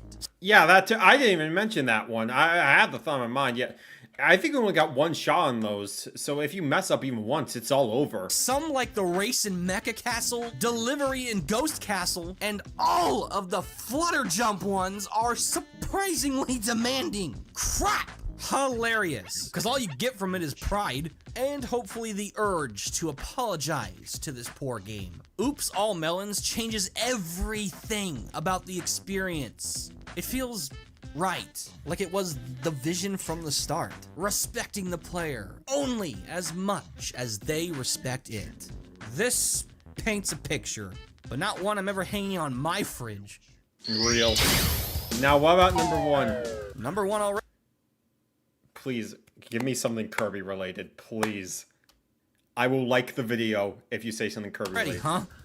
Made good time. Brothers, sisters, sisters, we many proud dopes of a meme. Our final apocalyptic horseman arrives at time-dilating speeds. Did you not find it suspicious that the most legendary of all ancillary electronic entertainment efforts, speedrunning, Oh, well, okay, it's speedrunning. Well, okay, fair enough. uncharacteristically took You could technically apply this to Kirby if you wanted. its sweet time? 'Twould be because sweet alone I should have expected this, honestly. could not crown this list. It needed everything. Sweet, savory, spicy, sour, smoky, supreme.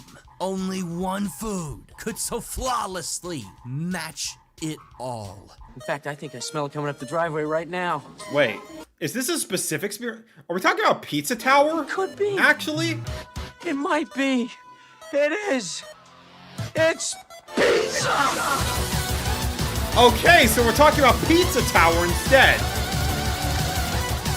I don't It think is I've so ever like talked the about this game. plumpest, pissiest, purplest pillar of 2020's indie excellence to bring it all down hard. Interesting choice. Interesting choice. Okay, I haven't played Pizza Tower. It's one of those games I do want to play at some point. It's one of those games where, like, fandom bad did keep me away from it for a bit, but I think that's chilled out now. Yeah, I do know, like, going for, like, the P ranks is, like, insane in this game, so fair dues. Pizza Tower evolves from quirky distraction to almighty must-buy through its very own intensely innovative exercise, the P rank. Typically playing Circus Monkey to a pixelated grade. I don't think I could... whenever I play Pizza Tower, I doubt I'll ever go for all the P ranks, because that is just way too much for me to want to stress about, honestly. Unless I get super addicted to the game where I might as well try it, but, like, you have to be so precise. I don't know if I have the patience for that. Curve is very much not my thing. Because on top of hating performance pressure, I find these systems always feel secondary to the vision instead of one with it. McPig wasn't having any of that shit and fully baked it into his masterpiece. P ranks are the ultimate endgame award, earned by acing every landmark objective within levels. Score high enough to get S rank by hunting down all the top-ends, scattered fixins, and most enemies in plain sight. Starting and keeping a hit combo from start to finish. Find and complete all 3 bonus rooms. Grab the stage treasure and finish lap 2.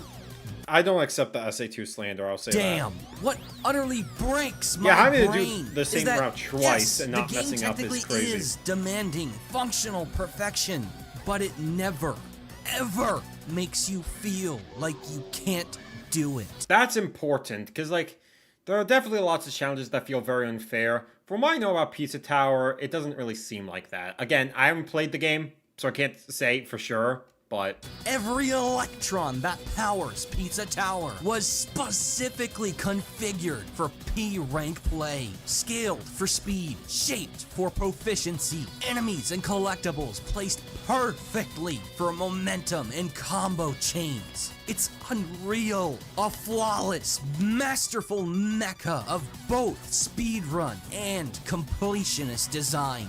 And sure, it's not easy. Keeping up your combo basically means None of these never are. getting hit. Literally so for the boss battles. I mean, as someone that started playing Devil May Cry 5 literally yesterday, keeping a combo in general is really tricky, especially if you don't know how to, like, play all that well, because this was my first time playing a Devil May Cry game. But it can be really satisfying once you see the rank go up and up, because I got up to, like, A rank, which was, like, apocalyptic, I think. And it is really satisfying, so I totally get that urge. And you really gotta learn where the top-ends, Jerome, the treasure, and the bonuses are located. Cause staying fast enough requires strong reflexes and game sense. But once you do it, man, you're on the fucking top of the world. After all that kinetic kick-assery, accruing so much appreciation for everything the game offers, and the orgasmic escape music keeping thou pumped. Nothing else compares. An optional challenge, so fun, so rewarding, so ingeniously assembled. It no longer is optional to me. I cannot and will not go back. That shiny letter is my goddamn destiny. Well and truly, putting the P in P. No. What you have to do, before you even finish saying that sentence, give me a second. You have to end this in the correct way. You have to end this in the correct way. Let me find the bit.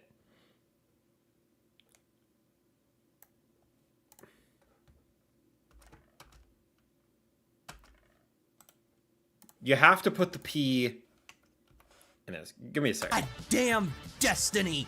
Well and truly, putting the P in. Pingers! You will vote me back if you did that, but you're not going to. Peak. This is being You can't even say pizza either? Come on! Fawful's Minion. I'm ordering some pizza for real, bro. I fucking earned it. Peace! Well, maybe not Domino's, because I've heard they're putting pesticides in their pizza, which is not great. And now I think the rest of this is just like the Patreon shoutouts. So, okay, what I will say, Logan, is that it definitely left a better impression on me with this video than with the Blessed or Messed. I do think, again, the over-the-topness of the way, like, the way you speak, the way you write and everything, it's very much like, I admit it can be fun in the right mindset. It definitely helps you stand out compared to many of the other contemporaries. It does reach a point where it gets so over the top where it's just like, I don't even know what it is you're talking about. So maybe thinking things a little bit more clear can definitely help. But you've been doing this for so long and you get so much love for doing it. I mean, who am I to judge? But lay off the sex jokes, dude. Those are, unless you can make them really creative, like the queso one. Like the sex jokes are gonna, they might bite you in some time. I can't say, but they're just so incredibly awkward in so many of those instances. And yeah, I do think a lot of the choices were really pretty solid on here. Like, thanks for reminding me that if there's anything I guess I will scroll back. What was that number 5? What was that number 5?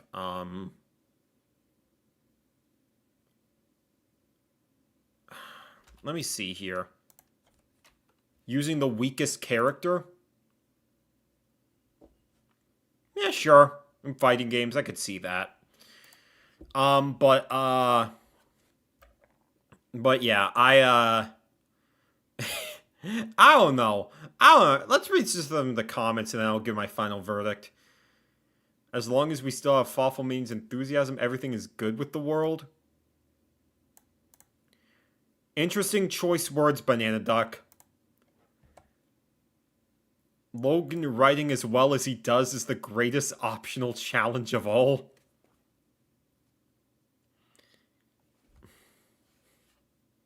Yeah, that's why it's optional. Because why would you do it? I'm sorry. It would be a killer off. I'm surprised he hasn't even written a book at this point. Well, there we go. He's working on one. I hope it's good. This man's wordplay will literally never not tickle me. I mean, clearly, a lot of people like this stuff. A lot of people like this stuff. Smash 4 Ganondorf is horrible. I don't know what you're talking about. And Ultimate is kind of fun. And Smash 4 is horrible. Let me see here. But yeah, it's clear that you have an audience that really does like the wordplay and stuff. And again, it's very, very unique. Just for me, it reaches a level of quirk where I'm just like, just put the analysis in the bag. Again, definitely a better impression than the Bluster Mest that we watched for sure. And like, who knows? Maybe this could be fun to watch every now and then, just to feel something bizarre. Because there is something about this guy that I just find very, very fascinating. But like, just still doing all these videos after so long, especially when like the countdown community just sort of fizzled out. Seeing him continue to do it, it's admirable in a way. And for some people, him not changing is like a good thing. But like, it does sort of reach a point where I'm just like, what are we doing here? Should we watch another Blessed? We're wrapping up for the day. I think we're finished for the day. This is all I want. We've already watched like 5 days. It's been like 3.5 hours. I think it's time for me to like wrap up soon. Overall, like, Logan, I hope, if you watch this, I hope there's no hard feelings over this. This is just like, we're just having a bit of fun here today. And I will say, like, if you ever invite me to like be like, hey, you want to play like Sonic Racing Crossroads with me or something like that? I'm there. I am there for that moment, no matter what it is. I will be there. Yeah. It's gonna be the best collab to ever do it. But with that being said, yeah, I hope you all had fun here today. Again, I want to make clear, do not attack this guy. Do not go into the comments of his videos. Or if you do, at least be nice about it. But, yeah, again, no ill will towards this guy at all. This is just, you know, silly. Let's have a bit of fun today. And I do think we had a little bit of fun today. Yeah, overall, Logan, keep doing your thing. Just be careful. Just be careful with where the line is crossed sometimes, because it can be a little bit, the friskiness can be a little, you don't want to go too far in the direction where you get burned up in the sun. I'll say that much. But that being said, so I'm going to be back tomorrow. We got a, I'm going to be streaming Ocarina of Time again tomorrow. The next YouTube reaction stream, maybe a week or two from now, we'll see what I can do. But yeah, we're going to continue Ocarina of Time tomorrow. And we're finally going to become Adult Link. And it's going to be a sort of a themed stream as well. Because I want to talk a little bit about men's mental health in that stream, since it is Men's Mental Health Awareness Month. And I want to sort of talk about my personal experiences, get some advice and everything. And sort of like, just talk about, you know, what we go through and like how we can sort of help each other out. So with that being said, thanks for listening, y'all. God bless. And I don't really got much else to say. Fawful's Minion, keep doing your thing. Maybe we'll check in on you again at some point. Unless you invite me to your birthday party, then, you know, I will give you the greatest pizza cake of all time. Anyways, take it easy, y'all, and have yourselves a good one. Bye-bye. And now, folks, it's time to say goodnight. We sincerely appreciate your patronage and hope we've succeeded in bringing you an enjoyable evening of entertainment. Please drive home carefully and come back again soon. Good night.